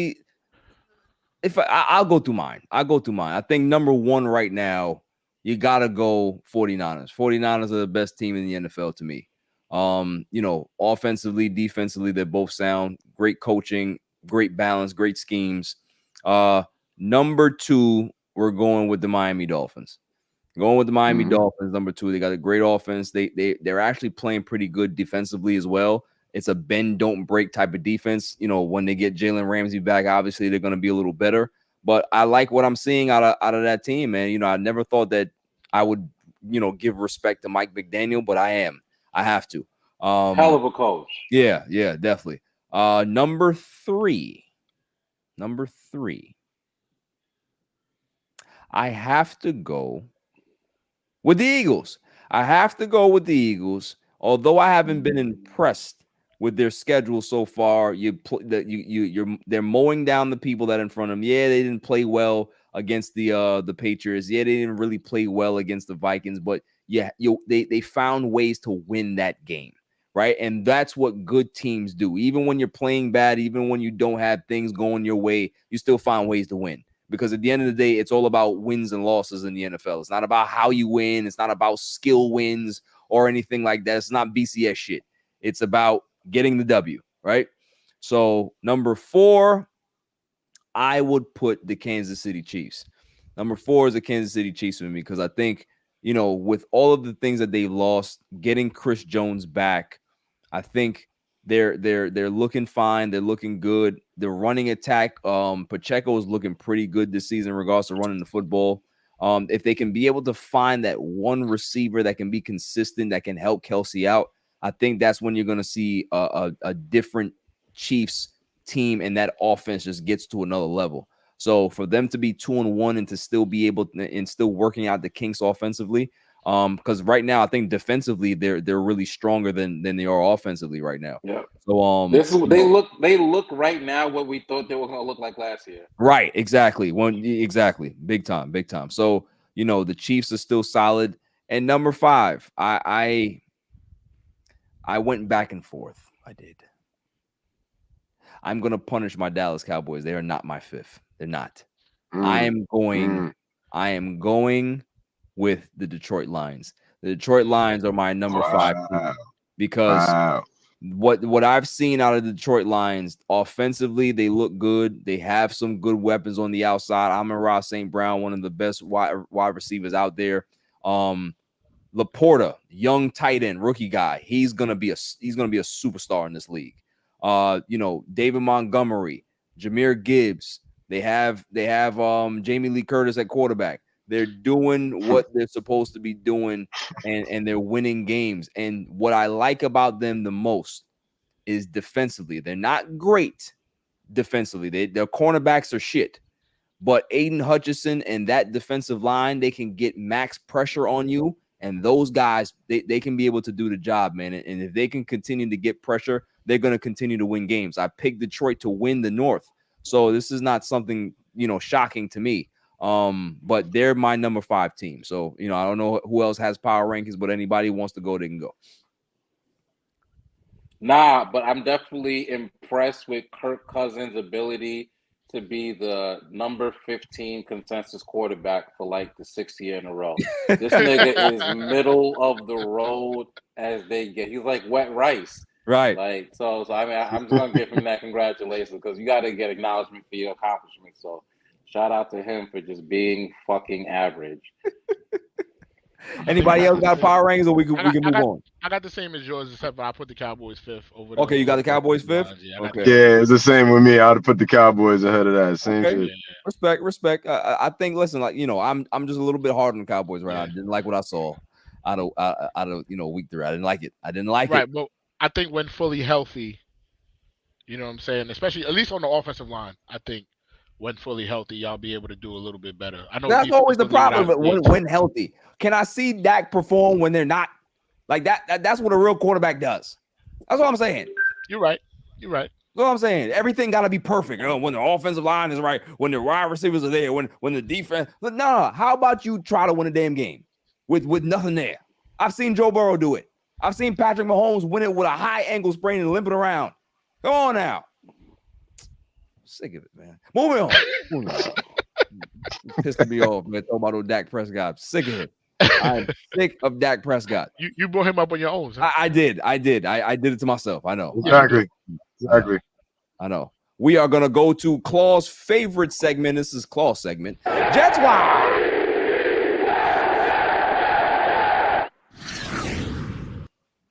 Okay, Claw. You've never done that before. Where did you even get that? I do that on the show every week. The fact that you don't listen to the show, that's probably the reason. So we have a lot of things going on in Jet World. We have some interesting comments made by Joe Namath about Zach Wilson, about the defense. He doesn't think that Robert Saleh is a good coach. He doesn't think that Joe Douglas is a good GM. He thinks that the team has been poorly constructed, and he's extremely frustrated. So my question to you guys is Robert Saleh the guy, or do they need to move on? And I will let Claude, take this on because this is his segment. All right, man. Listen, we are clearly operating in panic mode. This is nothing new. Since the fourth snap of our regular season, the shit has been upside down. We're living a bad dream. Superman died in the beginning of the movie. So now, you know what I'm saying? We're trying to figure out who's the next up. They're trying to be loyal to Zach. The fan base gave him an opportunity because he won that first game. And maybe he understood that, all I got to really do is just give the defense a break. That's it. Let me get two series minimum, maybe 3 series. And the defense has enough breather to be like, all right, cool. We could come out there and win the game for you, fam. We got that.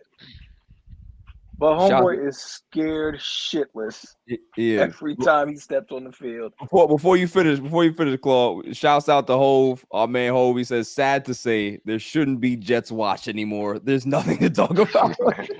Hey, Hove, do me a favor. Why don't you just back off? All right? Chill out. Nah, but you're right though, Claude. It's can you see something from the kid, like some hope? Listen, I remember when they were having their quarterback issues last year. Mike White comes in the game and the team was wearing shirts of Mike White. It just tells you how much this team does not like this kid. They'll never like him. Mm-hmm. This is not somewhere that he's going to succeed. It's just not gonna happen. Bro, I was at the Mike White game. The energy in the building changed. Yeah. And the team looked different. The throws looked different. The atmosphere was different, bro. Yeah. They got to get a change at that position. I mean, bro, I know. And where is Mike White now? In Miami. Hanging 70 on people. Doing his thing.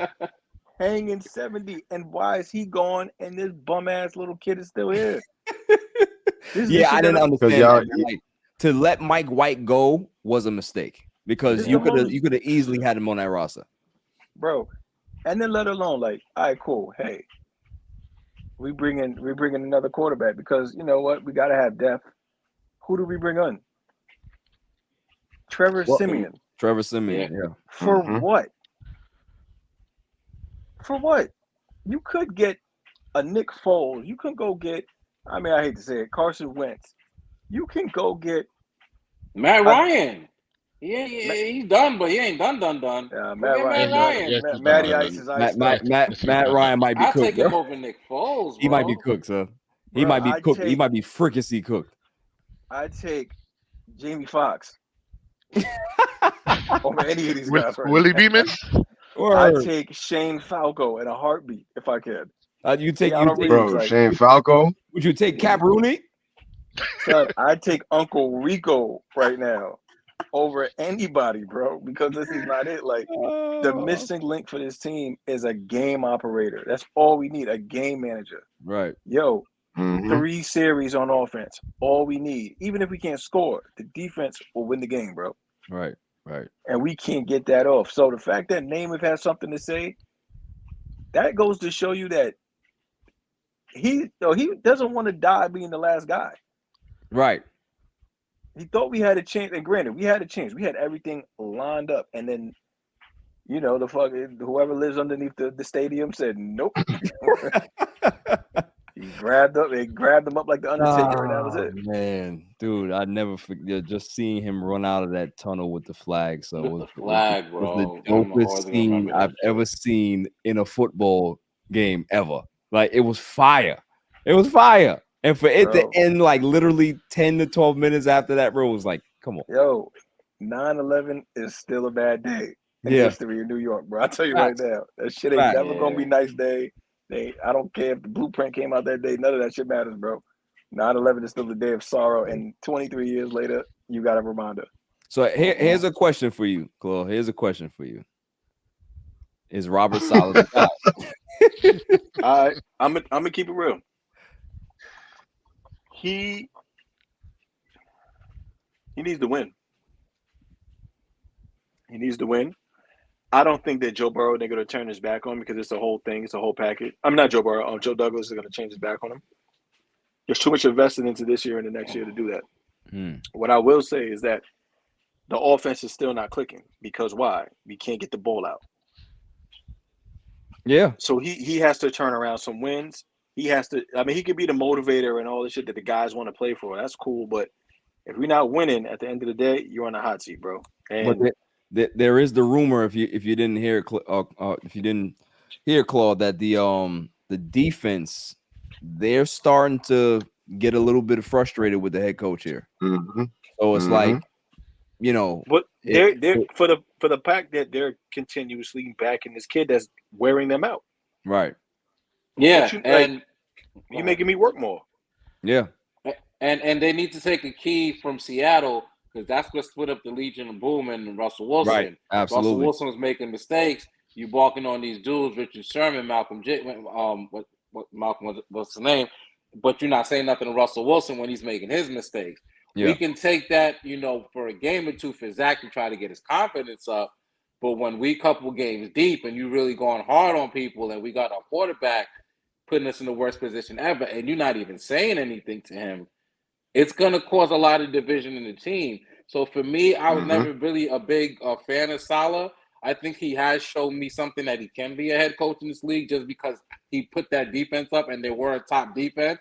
But at the end of the day, it's an offensive league. And when you get a young quarterback, if you're not going to have an offensive coach, you need to have that coach put him with somebody who's really going to show him the way and put him on the right path. And the fact that Saleh hasn't done that, you're going to have to start looking at you. I don't really want to because I don't feel like you're the problem, but shit rolls downhill. We're not going to take – the GM's not going anywhere. Joe Douglas not going anywhere. He's going to get rid of the coach before his job gets out of here. So they're in a bad situation all around. No, it's a bad – here, look. I'm going to give you what I really think is the key points to really look at this season. Zach Wilson got the dub the first game, relying on his team, threw a touchdown. The wide receiver made a play. The crazy part is the thing that broke his confidence was playing the Cowboys. And Micah Parsons broke that team down. And broke him down to the point where it was, oh, shit, what am I doing? So that was that. Outside of that, the Patriots game, yeah, it was horrible offensively, but it was still a close game. So the defense is still keeping us in these games. It's when there's turnovers on the other side that they had Zach forcing the ball all the way down through trying to get in the Cowboys game. That's the game that we got blown out by the most. Hove with the comment of the night. Yeah, Aaron Rodgers coming out with the flag and dying 4 snaps later was exactly when Apollo Creed came out with James Brown and 4 minutes later. Jesus Christ. Hove is a menace. Hove is a menace. Dude, Dude, spot on. Yo, but hold on. Mhm. I gotta push back on some of it. I feel like number one, I think Salah is a terrible coach. Okay. I think Mhm. him letting the team wear shirts of the backup quarterback last season is one of the worst things I've ever seen anybody do for a locker room. You can't. That means he has Yeah. absolutely no control of his locker room. Like if you can't have play. Like he's supposed to be your Yeah. starting quarterback. He's supposed to be your future going forward, Right. right? So what do you think that's gonna do to his confidence? If the town was already turned on him, the fans was already turned on him, and then you got the team internally showing everybody, the whole world, that we have no faith in this dude. Right. How is he supposed to go forward and perform after that? That's true. So now you come this year, you already told him he's not good enough, but we're gonna keep you, we're gonna groom you and help you get better. You bring in Aaron Rodgers, that's supposed to help him. Now he goes down. The entire offense was modeled off of Aaron Rodgers. Yep. Y'all brought in Yep. Nathaniel Hackett, who was terrible in Denver. Yep. Absolutely dreadful as a head coach. You bring him in, and he's only ever had success with Aaron Rodgers. So Right. now With a Aaron Rodgers complicated system. with a With a complicated complicated system. system. Go You know what I'm ahead. saying? So now you bring him in. Aaron Rodgers goes down within 4 plays, and then you throw in Wilson and expect him to perform right away. Y'all won the first game. It was, you didn't ask him to do much. Now you're gonna ask him to do more the next week, but he wasn't running the same offense that they were running in the preseason. Everything was different. So as an offensive coordinator, you have to tailor That's the true. game to make it easier for your quarterback. And in this entire process, the Jets have not done anything to make the quarterback's life easier at all. The offensive line Mhm. is terrible. He doesn't get time to throw. He's pressured on almost half of his throws. I listen. I don't think he's a great quarterback, but I don't know how you can expect him to be a great quarterback. Yo, we're in week 4. They started turning around in week 2. The fans and the team. The team is ready to implode by week 3. How is that possible? All because I mean Yeah. the reason because of that, Pete, is because Aaron Rodgers was sold to them, to the media, to the fan base, to everybody, that once you get him, everything's gonna change, right? And they bought into that. You saw it in training camp. You saw it in Hard Knocks. You saw how they even were speaking to the media. You had DJ Reed talking about this is going to be a historical defense, all of these things. They were so confident because of they had number 8 behind them. Once he goes down, they go ahead and say, yo, our whole offseason, our entire offseason plan, everything that we've been working towards, keeping him healthy was the job. And we couldn't do that. Now it's all chaos. It's right back to where we were last year. It's like being in a bad abusive relationship, right? You think that things are going to change, and it goes right back to that at the snap of a hat. Like, how are you going to feel? And this is what they're going through right now. It's like, yo, they never imagined at any point, even jokingly, that Zach Wilson would be the quarterback at any point this season. And the fact that that's their reality, they can't handle it. And that's why I have to blame Joe Douglas. Yeah, I get you. I get you. Because you got Aaron Rodgers. You didn't do your due diligence to get a quality backup, or at least a quality third stringer. Yeah. And that's why I can't really blame Salah too much, because, like I said, I didn't come in really, being on his biggest side. But how much of the decisions are his? Right. How much say does he have in all of this? You're just giving this guy pieces and telling him to make the shit go work. Well, the defense is working. And then the offensive piece that y'all put everything on, to the point where we don't even have a good backup, and we can't even go out and buy a new backup because we done hired all his old cronies. Like, that's on Joe.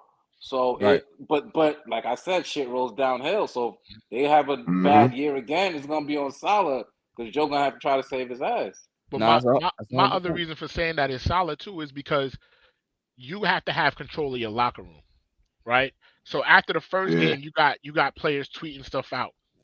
You know what I'm saying? Tweeting stuff out and then deleting stuff after the Cowboys game, or how many carries I got and all this other stuff. Then you got the next week. Then the next week you got players talking about, oh, the defense. You got players leaking out to reporters that the defense is about to implode. Like, yo, you gotta have control of your locker room. It's week 3. Yo, week 3, bro. Yo, it's still technically preseason. How are you? Yo, there have been some terrible teams. There have been some bad teams in the NFL over the years. You've never heard stuff like this coming out of the locker room. That's true. You've never heard stuff like this because you got to, as a head coach. Yes, he's a defensive coordinator. He's a defensive coach, but at the end of the day, you have to have control over everything. And when you don't have control over everything, that's when things go bad. I saw it with Joe Judge. Joe Judge, he was a terrible coach. He was a terrible coach, and he thought he knew better than everybody. And when stuff like that happens, and you have a bad dude at the top, it just messes everything up. And I think that's one of the bigger problems that they're having with the Jets right now. He wants to be a player coach, and he wants to let everybody be themselves and everything like that. But there's no discipline in that team. They don't have any structure. That's big facts. And it doesn't seem like there's any leadership either. There's no veteran leadership that's stepping up and saying, yo, we shouldn't do this. It shouldn't only be on the coach. You should have players in the locker room that are able to step up and say, nah, this is not how things work. Facts, because outside of the coach, the person we hear from the most on the team is Sauce Gardner, and that just feels weird. He's too young. Right. He's not, too young. He's not gonna be that big dog that loud barking voice. Yeah, so like all you hear from his second and third year players, the running back, the wide receiver Wilson, you hear Wilson. Like, yo, you're not hearing from any veterans in that locker room.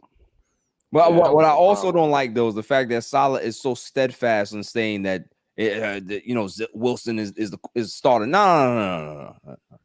Why he don't got no power? But you got to listen. He got nothing behind them. But you got. He don't got no power, bro. He's not saying that he's a great player.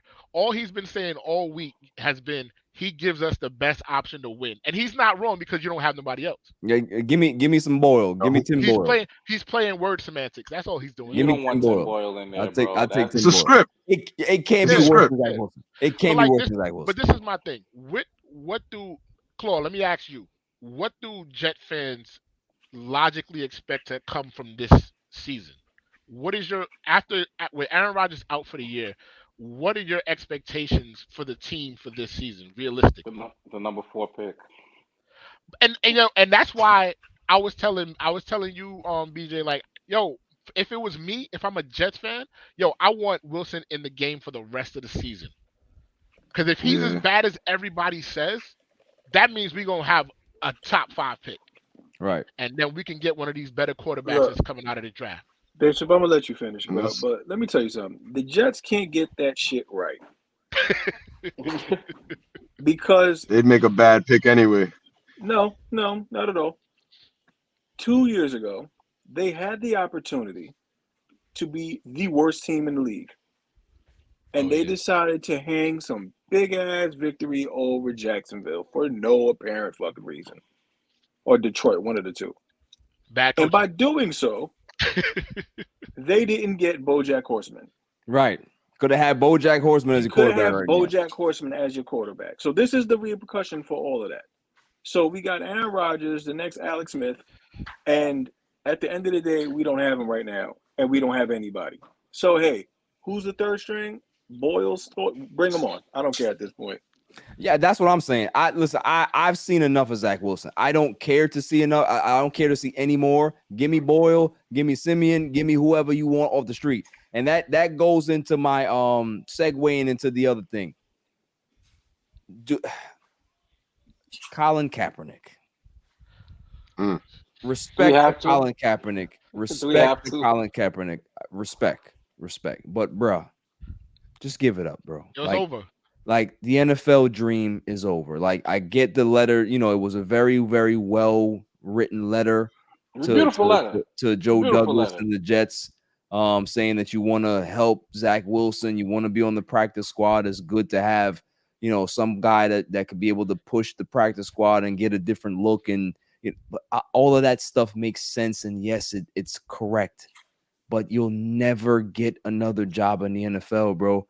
And it's sad, but it is the facts.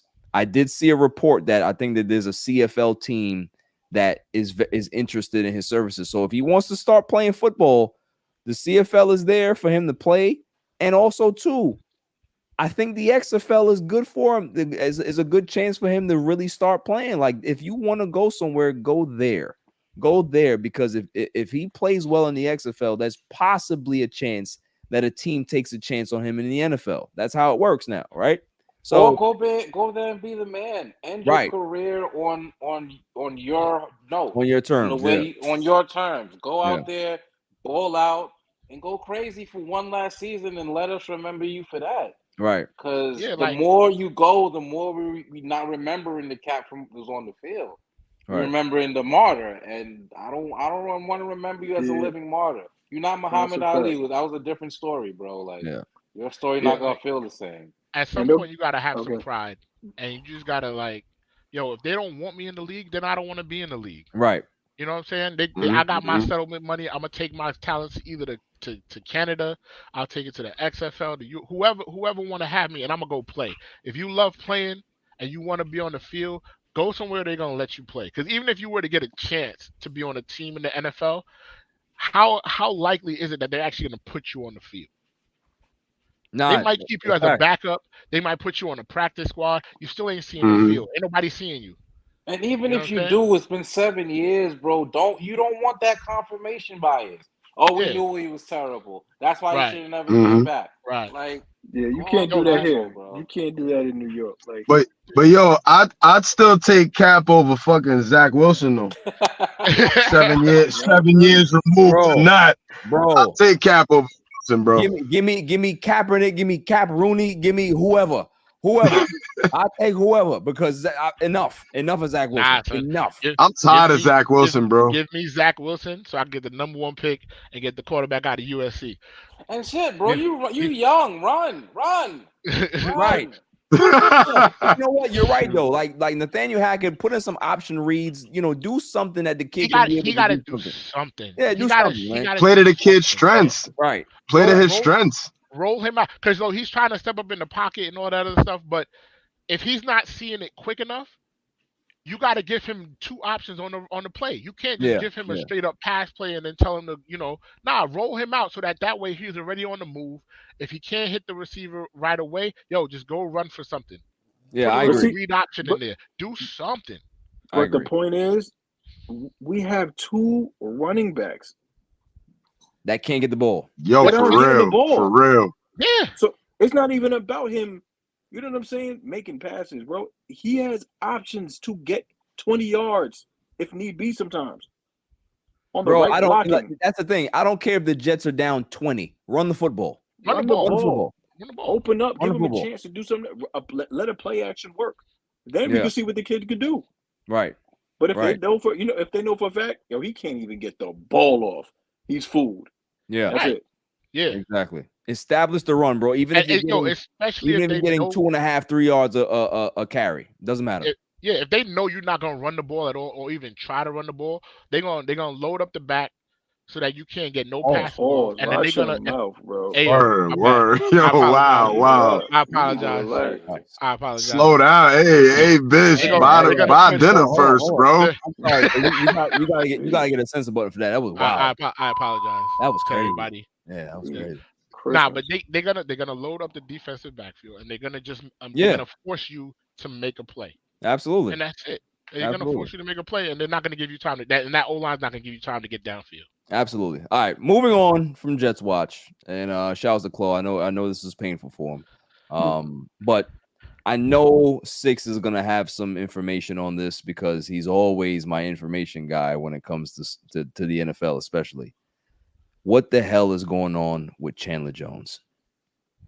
Bro, that I don't even want to speak on it because I don't have enough information. He is on meds, off meds, need to get back on them. That was sad. Like, I don't even want to speak on it because that shit was just sad, bro. I hope he gets the help that he deserves. Football definitely shouldn't be what is on his mind right now. Yeah. But yeah, like nah, man, because we make jokes here, and that was kind of I'm not trying to joke. I just want some yeah. clarity in regards to what you might have heard or something out there. But I ain't trying to joke with this one. This is just more like. Well, at first he was, he went online the other day and he started talking about some Aaron Hernandez stuff and he started crying while he's talking. So I'm assuming that they did a wellness check for him, and in the wellness check they felt like he needed to be committed, so they took him to a mental hospital. He gets online and he says, they put me they put me in a mental hospital against my own will. The people online, you know how they are. They don't know what's really going on, so they're tweeting at his family, tweeting at his friends, kind of getting at the people who love him. So of course these people fold the pressure, let him go, and then he gets back online, and now we all see that he probably should have been there for a longer time. I don't know if this is football related. I don't want to make any CTE jokes, because it looks like, dude, he might have been on some type of medication for a little while, and this is the effects of him being off of it. But, right, because the thing is, we never heard any kind of issues like this past, right? Like nothing like this. But nothing even like today, this from him. So even today, they said that he got arrested. Earlier today, he got arrested for violating the a PTO. So like protection order. So there seems to be a lot going on, and it seems like he does need to be in a facility where they can monitor him and make sure that he's taking his meds if he's supposed to be on meds, because it seems like he's on a break. That's what I'm saying. Like, I don't want to speculate, but I've seen that before, and that's like a couple of weeks off of being off your meds and kind of seeping back into reality, and your body's not really ready for it. So let's just hope he gets the help he deserves, bro. Yeah, 100%, man. Like you listen, you know me, man. I thought about it, but I'm not gonna throw no shots.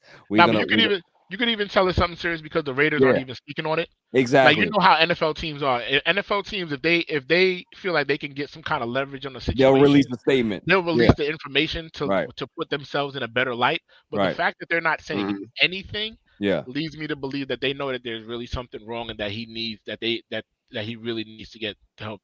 And I think for the most part they're trying to protect him, right? Like they're trying to make sure that they don't do anything to that's gonna either trigger him to get worse or whatever it is. They want to protect him because they understand whatever he's going through is pretty serious. So hopefully he gets the help that he needs, man. It was funky when I was like, wait a second, what all the stories coming out were crazy. Yeah, it's like it's wild. It's wild.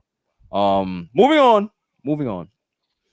Michael Orr decides to end his conservatorship with the what is their last name? I always get it right. The Tullies.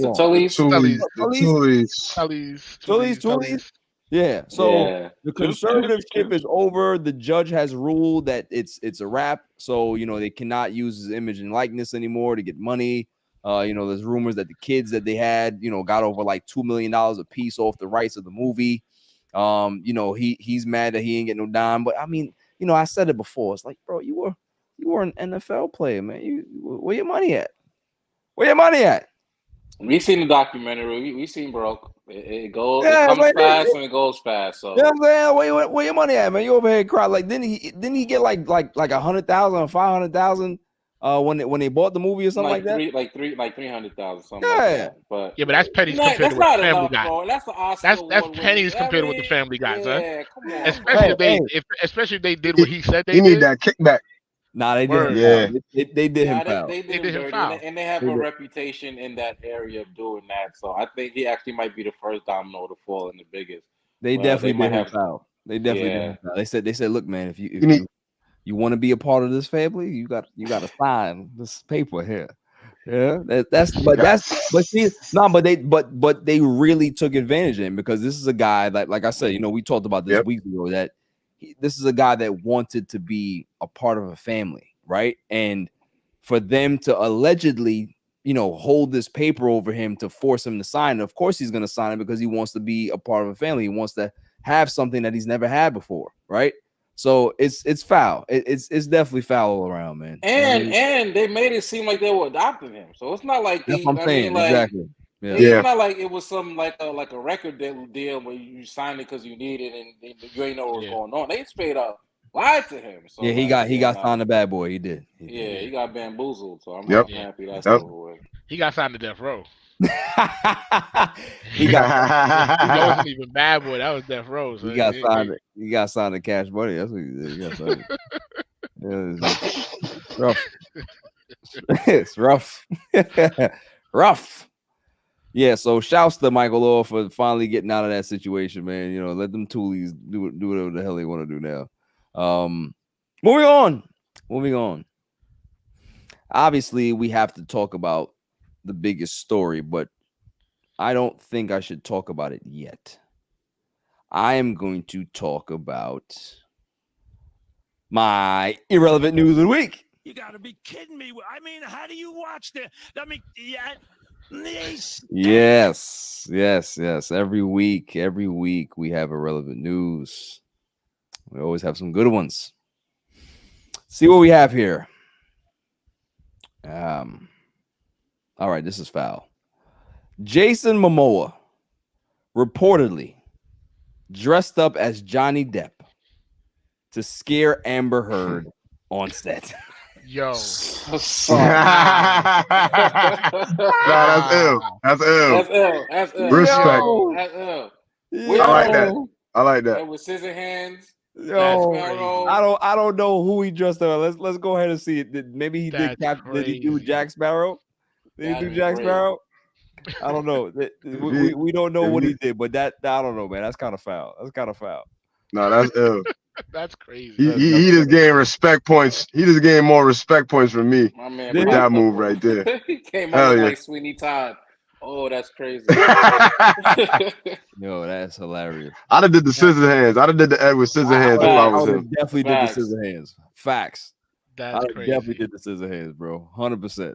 100%. Okay, so there's a white neighbor who holds down black party attendees, says he fears for his kids following death threats. So you spray people, and now you are the one fearing for your life. Duh. What do you think was going to happen? You don't think that people were going to choose violence against you now? Like, what are we talking about? This is not. This is in Florida. Where did this happen? I think it was Florida. I wouldn't be surprised. Wouldn't be surprised. Some people don't like Cuba Shuffle. Right. The Montgomery brawl was not that long ago, bro. Y'all forgot already? That's true. The Montgomery brawl was not that far. Right. I mean, exactly. They wilding out already. And hoses, come on, man.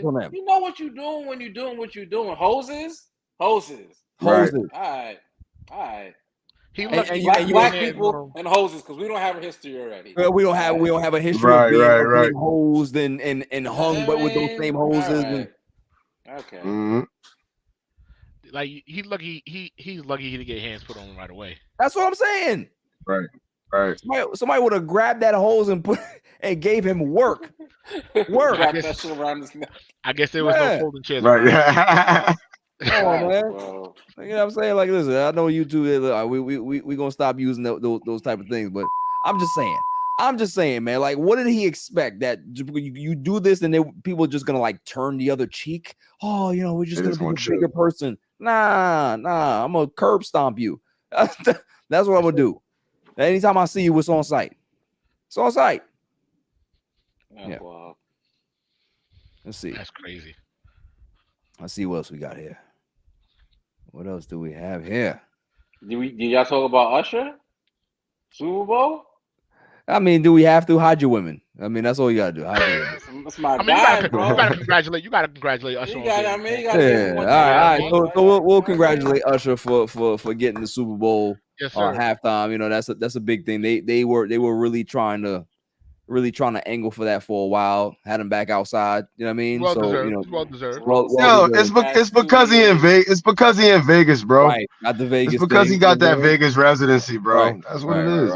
But I mean, yo, if you like, come on, like, think about the type of show that Usher could put on with the hits that he got. Exactly. Like, that That's show true. is That's gonna true. be crazy. He coming out there on the roller skates. Plus, I mean, yo, shout out to him. He looked at the calendar and seen Las Vegas was gonna have a Super Bowl. My man set up the residency 2 years ahead of time. Set up the set up the residency. That's a fact. The Kiki Palmer rollout. Like, come on, son. We don't even gotta move stuff too much. Yeah, that's true. Well, he's also gonna release his album that day too. For keeping the performance for the past couple years. You know what I mean? Like, nah, 100%. Shit kind of high. So 100%. Yeah, because people got upset at Hov for taking that job, but if you look at the way he's done things with entertainment the last couple years, he's held it down. I can't help the poor if I'm one of them. That's it. You got to get in them doors. Yeah. So, Moving on. What do we have? The last one of irrelevant news of the week. Did y'all see those damn robots at the Rams game? Yes. Nah, I missed that. I want no parts. I want no parts of what's going on. Nah, this ain't cool, bro. They were blinking, looking at you. Yo, they're people. iRobot. Oh, they dropping the AI on it. Oh, they doing this AI. They're already out there. They're acting games, bro, on the sidelines. Yeah, it's all about it. It's for a movie. It's for a movie. Yeah. It's for a movie. It's all. Yeah, all right. I get it. Nah, they got the movie. Like, the trailer's been out for some time now, and they got the like the people in the androids they got in the stands look like the people in the movie. I don't like it. It's all part of a role, and it's in LA. It's all part of a rollout. I don't like it. I don't care what the reason is. Facts. It's a rollout, all right. It's a rollout, all right. It's the movie that bad. Get you used to it. It get you used to it early. It's a rollout. That's what I call an invasion. That's what that is. Denzel Washington's son is starring the movie. That's Denzel's son. That's a movie, yeah. But listen, last one before we get out of here. Irrelevant news of the week. Preliminary deal reached after 5-month-long writer's strike. So they're getting close, oh, really? guys. They're getting close. Hey. That's just the writers, though. That's just the writers. What's up. That's what's up. Okay. I mean, one domino got to fall first. It's a start, man. It's a start. We will take it. We will take it, man. We will take anything at this point because you heard the video game dudes going on strike now too, right? Come on, they gotta relax. They need to relax. They need to relax. They gotta get it right now. I'm gonna tell you right now. It's one thing to take away my movies. It's another thing to take away my video games. I don't care about what you guys feel. If you're working $6, you take your $6 with dignity and pride and respect, and you make sure those games are out. Okay? These video games is like movies now, man. I don't care. You got now. They got no game strikes, right? No game strikes. You want to see people riot in the streets in regards to like World War Z? You'll see that. That's when you'll see that. That strike wouldn't last long. That strike wouldn't last long, bro. Oh no. That strike would not last long. It'd be 3 hours. Michael $1,000 to do the voice for Grand Theft Auto fucking 5. It should have been out for 10 years, bro. 10 years,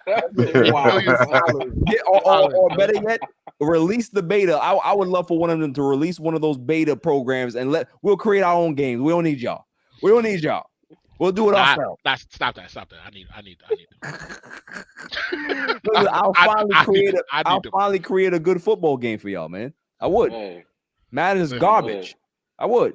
That's true. That is my irrelevant news of the week. You gotta be kidding me. I mean, how do you watch all right. it? I mean, they stink. I guess we have to talk about it now. It's the biggest news of the story, and we are way down the block because I don't care. It's football time, right?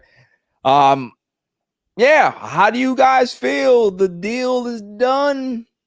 Dame Lillard is a Milwaukee Buck. Did anybody see this coming? Did anybody know that this was one of the teams that was on his list? Because what we know, the Bucks was on the list. The Nets were also on the list as well if they couldn't get a deal with the Miami Heat. But there's a lot more tea that's being spilled out here right now. And before we get to the tea, I just want to talk about the fit. Obviously, I think this is the best duo that Giannis can ever imagine for himself, right? Like this is Mm-hmm. a perfect match. Anytime you have a point guard and a big man, or big Yep. small combo, it's always the best type of combo because it's balance, it's Yep. synergy, pick and roll. There's a whole bunch of things that you can be able to do. This is gonna be dynamic, and the fact that they were able to keep basically the team together, right? Like the core pieces together, obviously outside of Drew Holiday and Grayson Allen, but what they have right now, I think the Bucks are arguably probably the favorites to win the NBA championship right now.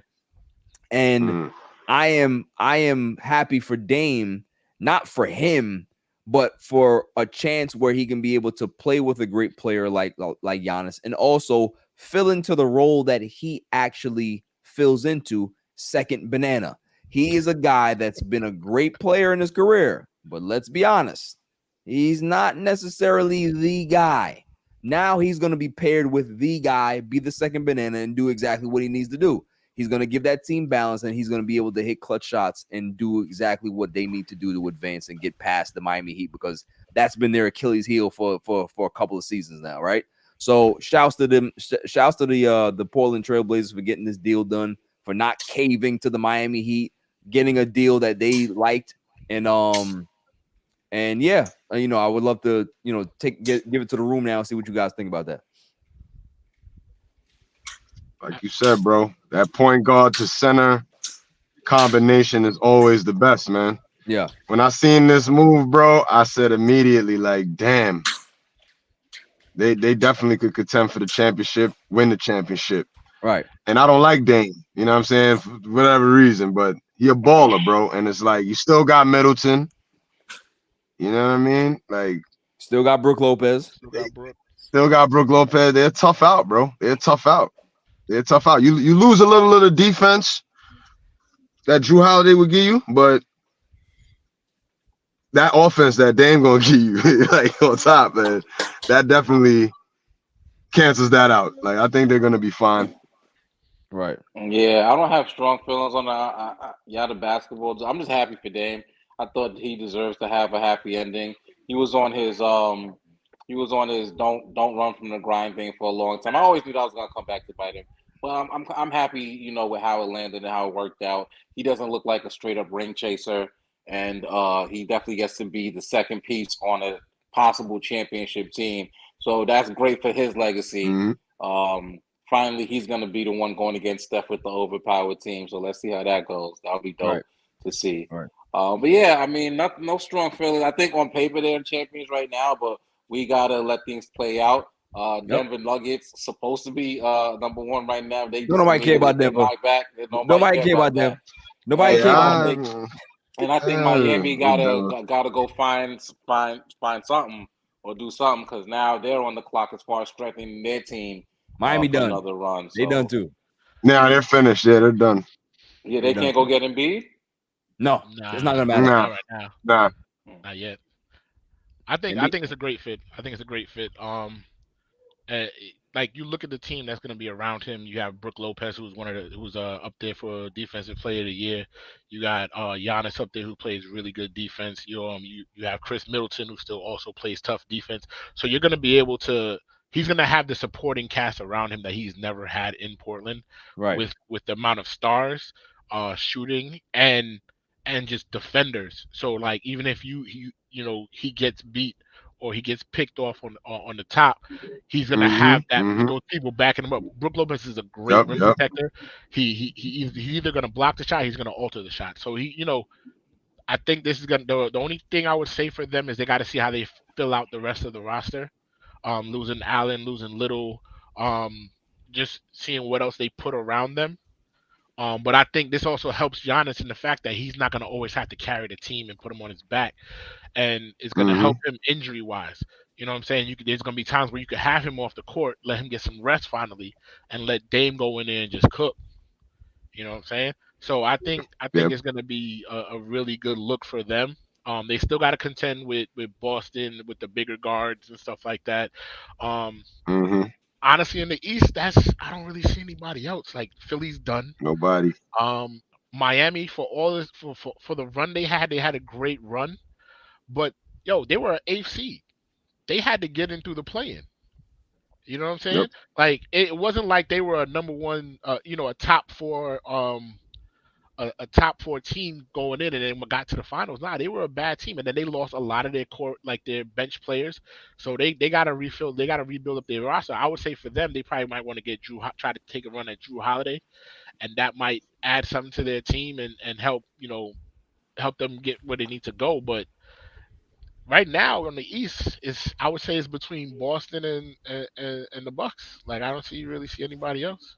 Bryson Carver says that I don't care what anybody says. That team has to win one of the next 2 NBA titles. Otherwise, it's a failure. You got to cash in having size, depth, shooting, and 2 of the top 10 players in basketball. I don't disagree with that. I think is Lillard top 10? Yeah, he's definitely top 10. You got him top 10? Yeah. I don't know if I got him top 10. He might be a fringe top 10. He'd be on a ladder. It's debatable. Top 10, yeah. I mean, his numbers are great though. Like he was like 32 and bro, 7. Dude averaged 32 of a game last year, bro. You know what I'm saying? So it's like, he give you top 10 energy though. You know what I'm saying? Yeah, like even if he's not top 10, he's gonna show up, bro. Yeah, he's gonna be a strong number 2 on a lot of teams, if not a number 1. Yeah.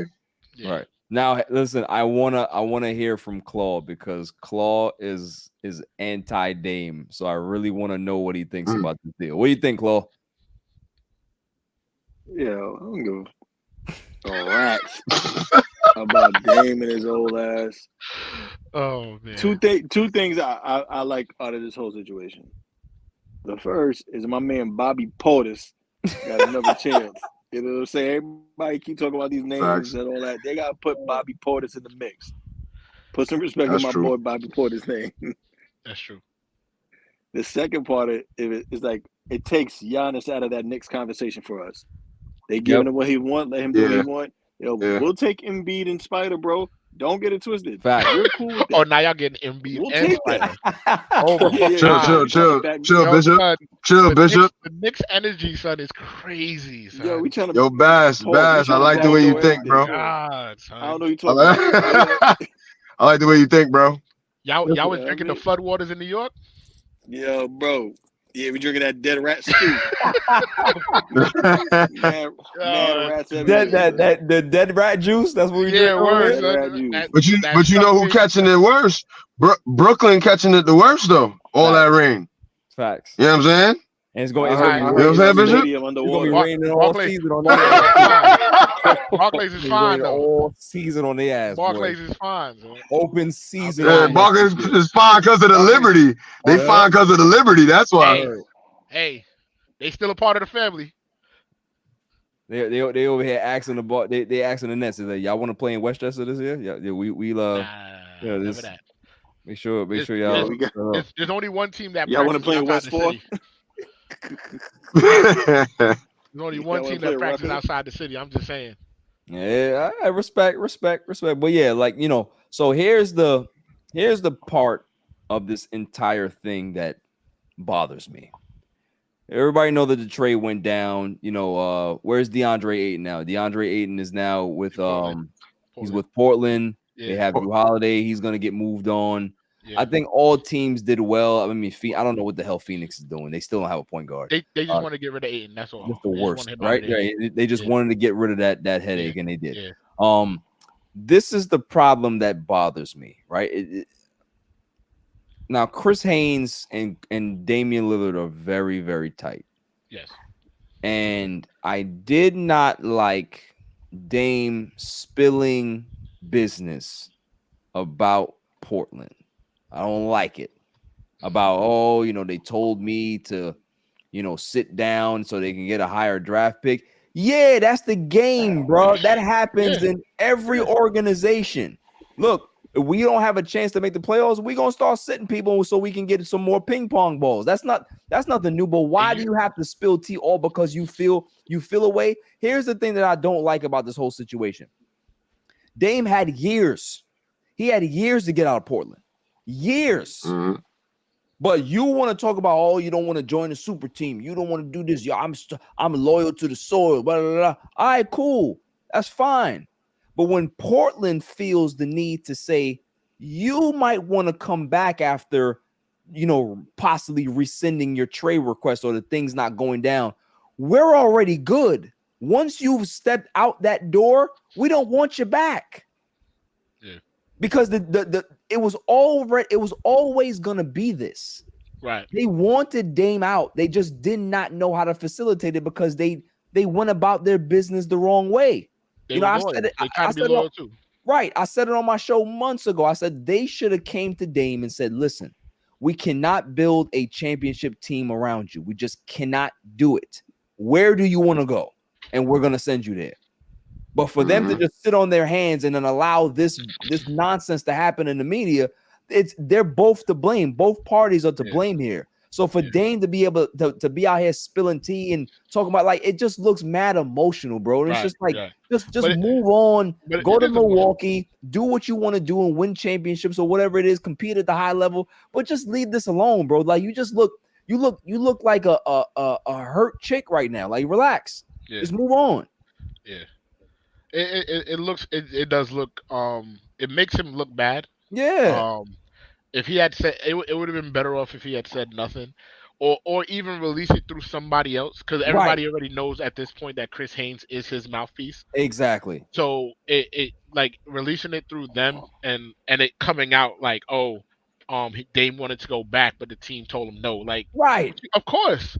Like, you already put everything out in the open. Right. So you already said that you wanted to trade. You already said that if you don't go back, if you don't get a trade to Miami, you're not showing up to camp. You've already put that out there. Yeah. So it's like, what do you want us to you want us to take you back now? No. You already told everybody in this locker room that they're not good enough. Facts. So how can we in good conscience bring you back into the locker room and expect us to go forward? It's not gonna work. Thank you. It's not gonna work. Anybody else got anything, Kaz?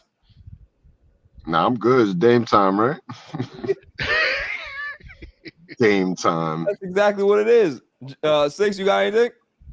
Yeah, nah, man. This is y'all segment. I'm just learning. Still learning when it comes to this NBA thing, man. Y'all really know y'all shit. I just love the way y'all analyze it.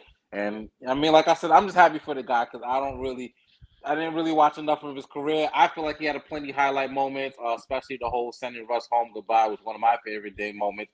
But now that he gets a chance to compete, I'm happy for him. Like you said, I think that's kind of whack, giving up the business of the organization afterwards. Right. Like, no one wants to hear that. And plus, especially your new teammates. Like, you hear now. Like, forget that.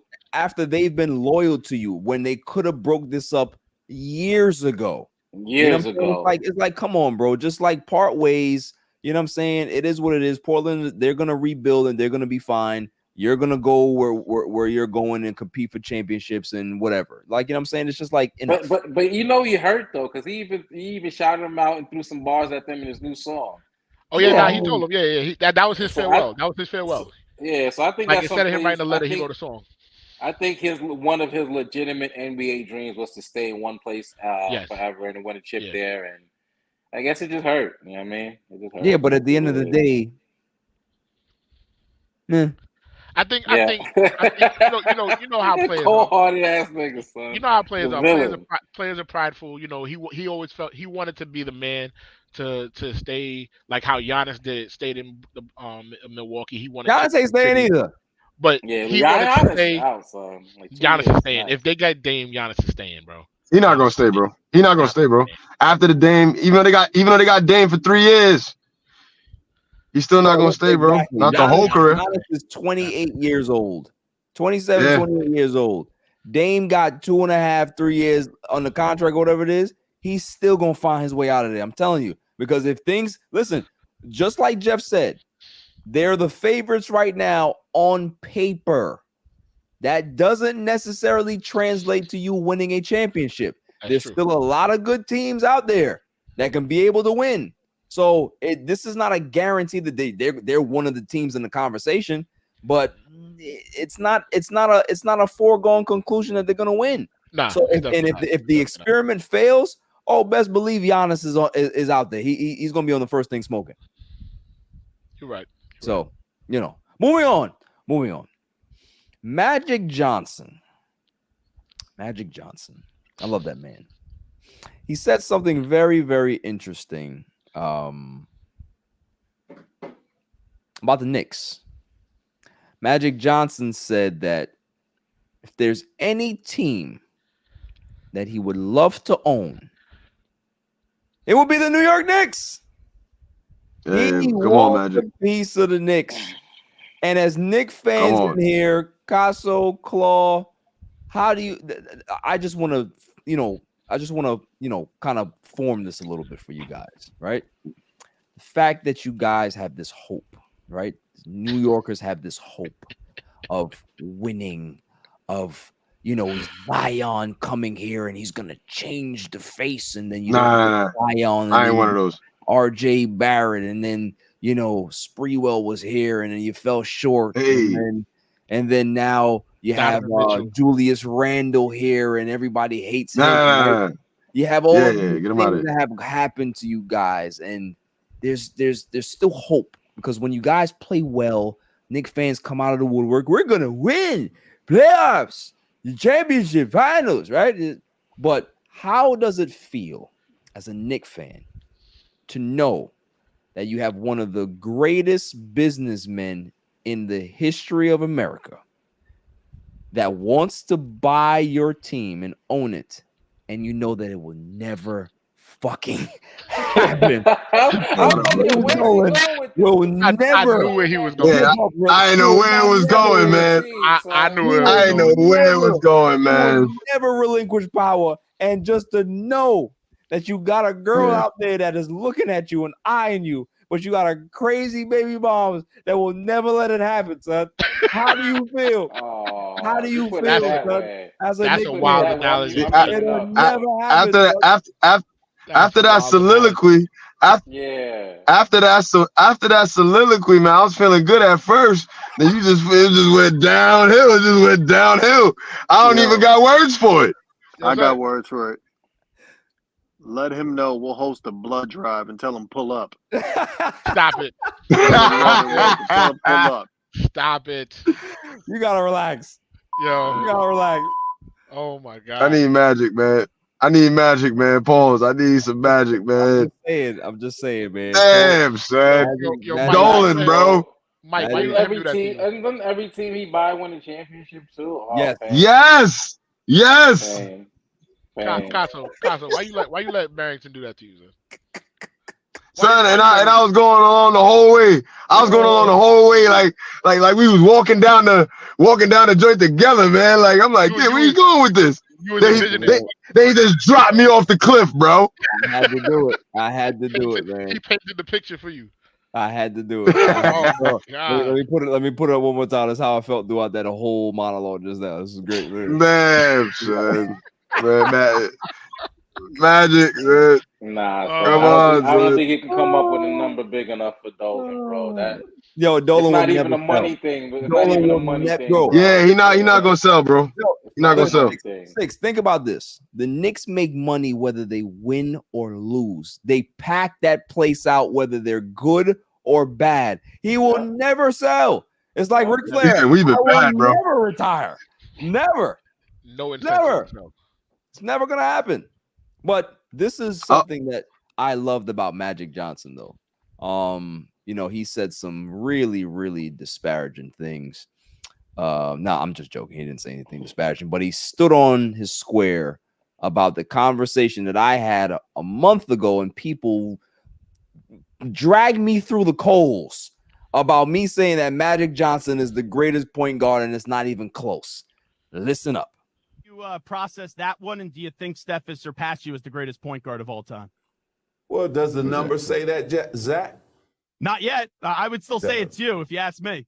Okay, so if he got more than 5 championships, if he got more than 3 Finals MVP and 3 league MVPs, then he's the greatest. If he got more than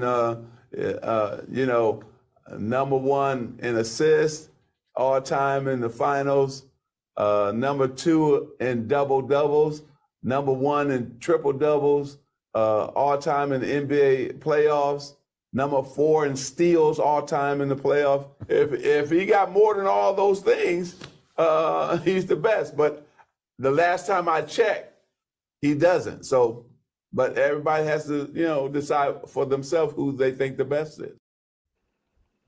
Ooh, talk your shit, nigga. Talk your shit. Listen. Get the man hoes out there, man. Magic Johnson. That's what I'm talking about. I've been waiting this entire time for him to say something, man, because you had the Steph stands out there. It's Steph Curry. He's the greatest point guard. No, he's not. No, he's not even a point guard. He's not even a point guard. Shooter. He's the greatest shooter point guard. So I don't know what the hell they talking about. Magic Johnson is the greatest point guard to walk planet Earth. He's one of the top 4 players to ever walk planet Earth. Best players to ever walk planet Earth. So for anybody to even say that they're even remotely close to that guy, you're nuts. You're nuts. 6'9", played point guard, triple doubles. Just think about this. Magic Johnson retired, not in his prime, but he was still a pretty decent player. He missed 3 full seasons. Do you understand where he would have been in the assist rankings all time had he not missed 3 full seasons? And when he finished his career, I thought, what was he ranked? Number 3 or number 2 all time in assists? Mm-hmm. Like, what are we talking about here? This is a dude that came back after 3-4 years or whatever and averaged like 15 and 8 off the bench. Yeah. He's the GOAT. Recency bias. He's recency bias. He's the GOAT, bro. I don't care about people need they have books and phones, right? They can be able to Google shit. Go ahead and Google it if you can't find it. It wasn't like that for us. We respected the elders. We knew who was great. We knew what it took to be great. And I love everything that Steph does and everything he stands for. But to put him next to a guy like Magic, like, come on, bro. Magic ended up 7th all time in assists. 7th. He's now 7th all time. Yeah. 7th all time. Yeah. He's now 7th. I'm talking about like when he finished his career. Yeah, when he finished, he had to be. Like because at the time, the only people above him right now that's on the list, nobody was in the league when he retired, basically, except for there was nobody else. Stockton. Exactly. Yeah, Stockton was the only one. So yeah, that was number 1. Yeah. Right. Stockton number 1. So right. ain't nobody catching Stockton really. Right. So. No, 15,000 ain't nobody catching that, bro. Yeah. Nobody catching that. But like it's just that's the thing with me. It's just like, come on now. Like, respect to Steph. Steph's a great player, man. He's revolutionary. I talked about this already, is that I asked the question, what would you rather have? Somebody who revolutionized the game for good or bad, or somebody that literally helped save it? Yeah. Give me the guy that literally helped keep the lights on. Because there wouldn't be no NBA without Magic Johnson. I'm sorry. Mm-hmm. No Magic Johnson, no Larry Bird, no NBA in this current form. It just would not happen. Mm-hmm. Mm-hmm. They were on tape. They were on tape delay, fellas. The NBA Finals was on tape delay. Yeah, you have to watch the championship the next day. Facts. Yeah. Yo, Curry's not even in the top 25 in assists. So right. You can't be. He's ranked like 47th. Yeah, you can't be the best point guard of all time. And the biggest, one of the main parts about being a point guard is setting up the offense and getting everybody else involved. Draymond so you're not Green, even in the top 25. Draymond Green is going to finish his career with more assists than Steph Curry. Probably. Mm-hmm. Because Draymond Green was the facilitator of that offense. Yeah. We all know this. He the point guard. He the real point guard. Yeah, there's no shade. That's just the facts. It's just the system. It's just the system that they ran. It's the system. It's facts. Yeah. Now I'll say he's the greatest shooter I've ever seen. He's probably the greatest it's not shooter even of all close. time. I'm not even close. Not even close. But bro. those are two different things. And that's not a knock. You not know a knock just at all. Being the greatest shooter, just being the greatest shooter of all time, it shouldn't be a knock. Not a knock at all, bro. Not a knock at all. That's a flex. That's not a knock at all. It's definitely a flex. I agree. Yeah. I agree. Mm-hmm. I definitely agree. So listen, moving on from this, do you guys have any? Did you guys look up your comments for what did he say? If you don't, then we'll move on to Dummy of the Week. I don't got comments. I don't got one. Yeah, I don't got it. So let's go on to the greatest segment on the planet, Dummy of the Week. Every week I go around the room, but there is no room today, so I go around the actual panel. Who is the Dummy of the Week? Claw, I always go to you first. Who you got? I'm going to have to go with the Jets. I mean, this shit is just I feel you. I can't watch. It's hurtful, man. I don't even want to talk about it. Yo, listen. He's so depressed at this point, but I feel bad for him. I do. I really feel bad. I really feel bad. Listen. I don't even have anything else to say. I mean, listen. Who's worse right now? The Jets, Robert Saleh, Joe Douglas, or Eric Adams? Yeah, I was about to say the same. Damn it, man! Bro. Don't take my dummy, bro. Come on, bro. This nigga had the weather report. This already mentioned it, bro. Hurricane report. We ain't get no fucking warning. Niggas just woke up to floods and closed roadways. Fucking Mayor Eric Adams, you get the goddamn Dummy of the Week from me. I felt that from the soul, bro. Yeah, man. Yeah. That's the most angry I've ever seen him look, son. Facts. Yo, sent the kids to school.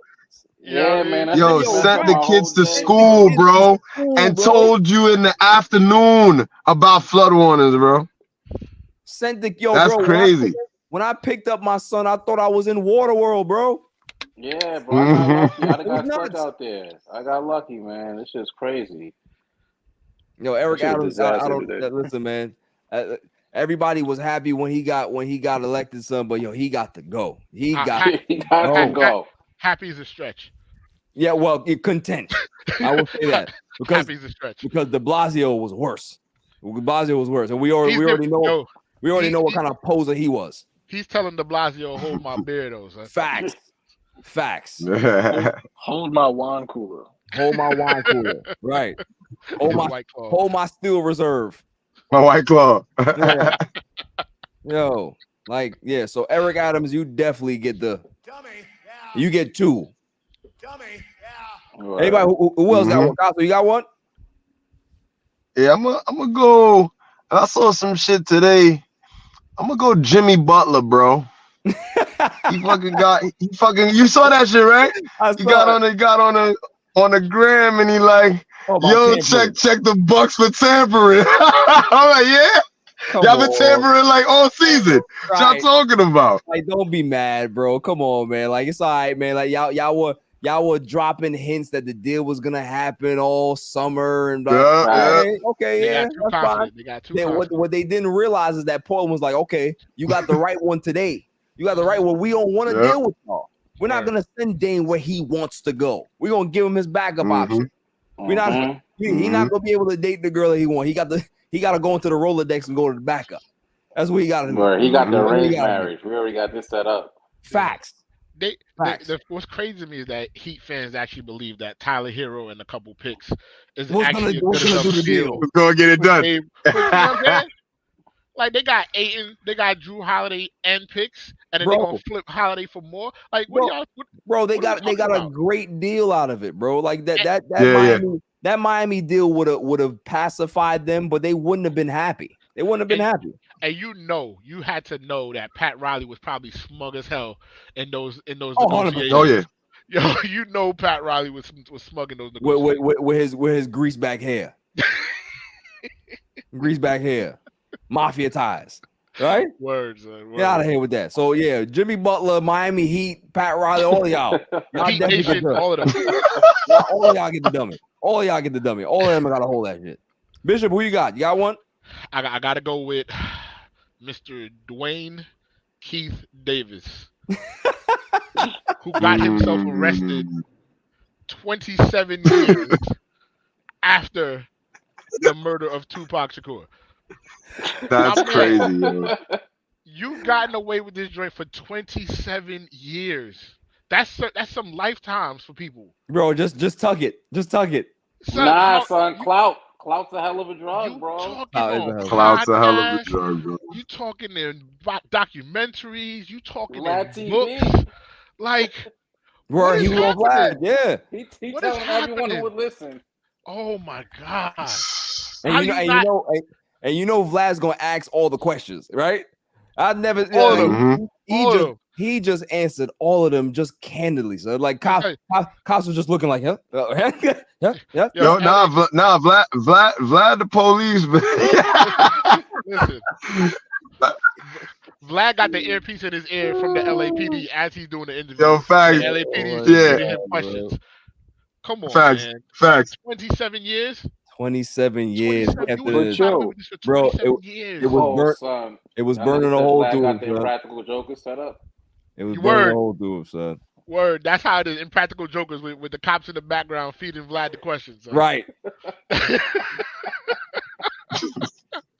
Claw, you were going to say something? Yeah, I was just going to say, G-Dep did the same shit too. G-Dep was like a whole music career later and then tapped out to somebody he bodied years ago. Yeah. Yep. But I feel, but to me that's different because he felt bad and he kind of turned himself in. That's different. Guilty this joint. Dude didn't think he was gonna get in trouble. This so dude just talking. So you don't think that homeboy felt bad? Nah, he was clout chasing. 27 years is wild. Know my name. Not even a little bit. The G-Dep, from what I understand, Claude, if I'm not mistaken, the G-Dep situation, he found out some more information and then was like, "Yo, I'm gonna turn myself in because he felt bad." Am I wrong in how that went down? Yeah, something like that. Yeah, it was something like that. Fucking Diddy getting all the clout for Tupac's murder. It's like, nah, son, y'all gonna know who did this shit. Yeah, so the Y'all gonna know who did it. The G-Dep thing a little different, but yeah, this dude's a fool, man. I can't. Yeah, 27 years. Jeez. 27 years, huh? You've been on every murder mystery about Tupac and Biggie. How old was Tupac when he died? 25. It wasn't even 27. Son, he lasted longer than Tupac was alive. He got away with it, son. Bro. Like yo, the part that kills me, right? The part that kills me about it is that he was like, yeah, I was in the car. Yo. But I wasn't the shooter though. You going down, bro. It don't matter where you at. You could have been pumping. You could have been pumping the gas for the car. You want to down. You want to Here's the thing, though, bro. Let's get to the fact of this whole shit. Granted, he's on them documentaries. He's on that. What the hell did you hold on to for 27 years? In your crib. In your house. Right. Bro. They found. Didn't they find a gun in his crib? They found mad stuff. That pinned up. Yo, bro, hit that shit 4 times. Hit it 27 times. Nah, that's crazy. That shit was in the shoe. That's crazy. He might be dummy of the centuries, huh? Oh my goodness, was bro. That break it out every couple of years. Did you bring that out? Did you bring that out every time you had the homies over or dinner? Right, nigga. Every time you had company. Probably. Probably. He like let me see the gun. Hey dog, y'all want to see something? Hey, come here. Hey dog, you want to see something? Crazy. Nigga probably have photo slides. I was in the car. I was wearing this the night we shot him. Fucking pulling out clothes and shit. Word, son. Yo, gun residue still on this shit. That shit got his shit hanging up. Yeah. So he definitely gets the dummy. Yeah. So all of those were good, fellas, and I appreciate y'all. But I have my own. May I have the drum roll, please? I don't know if this is a good drum roll, but we'll see how it goes. The rim shot? Nigga just told the joke. Hey, yo. Shit came up short. Pause. And the winner for Dummy of the Week, Sean Payton. Sean Payton is my. Now, there's my thing. Come on. No, he gotta hold that.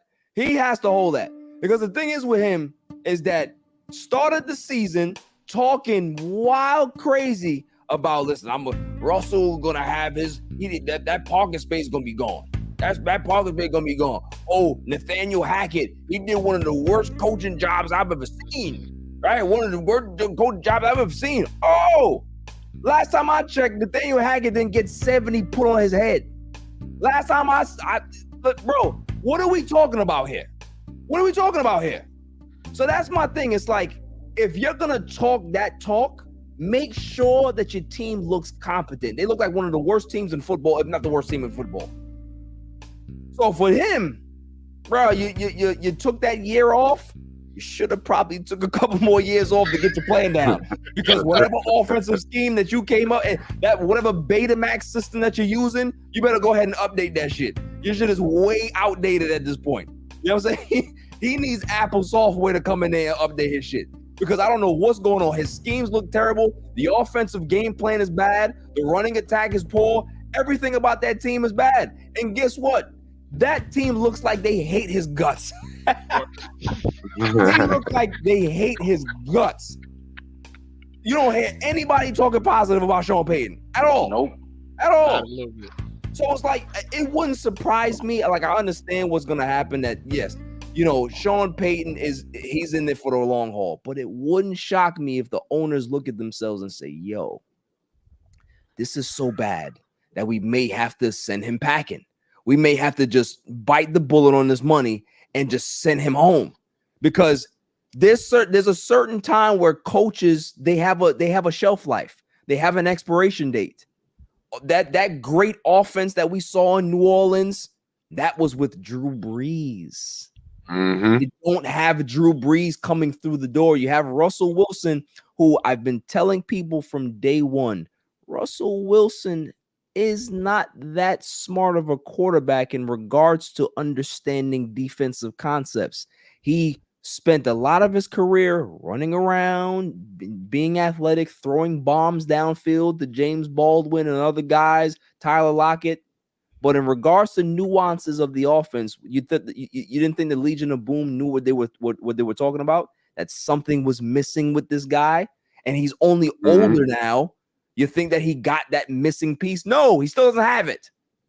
So Sean Payton, you go ahead and talk about all the coaches you want. You can go ahead and talk shit about Aaron Rodgers and all of these people.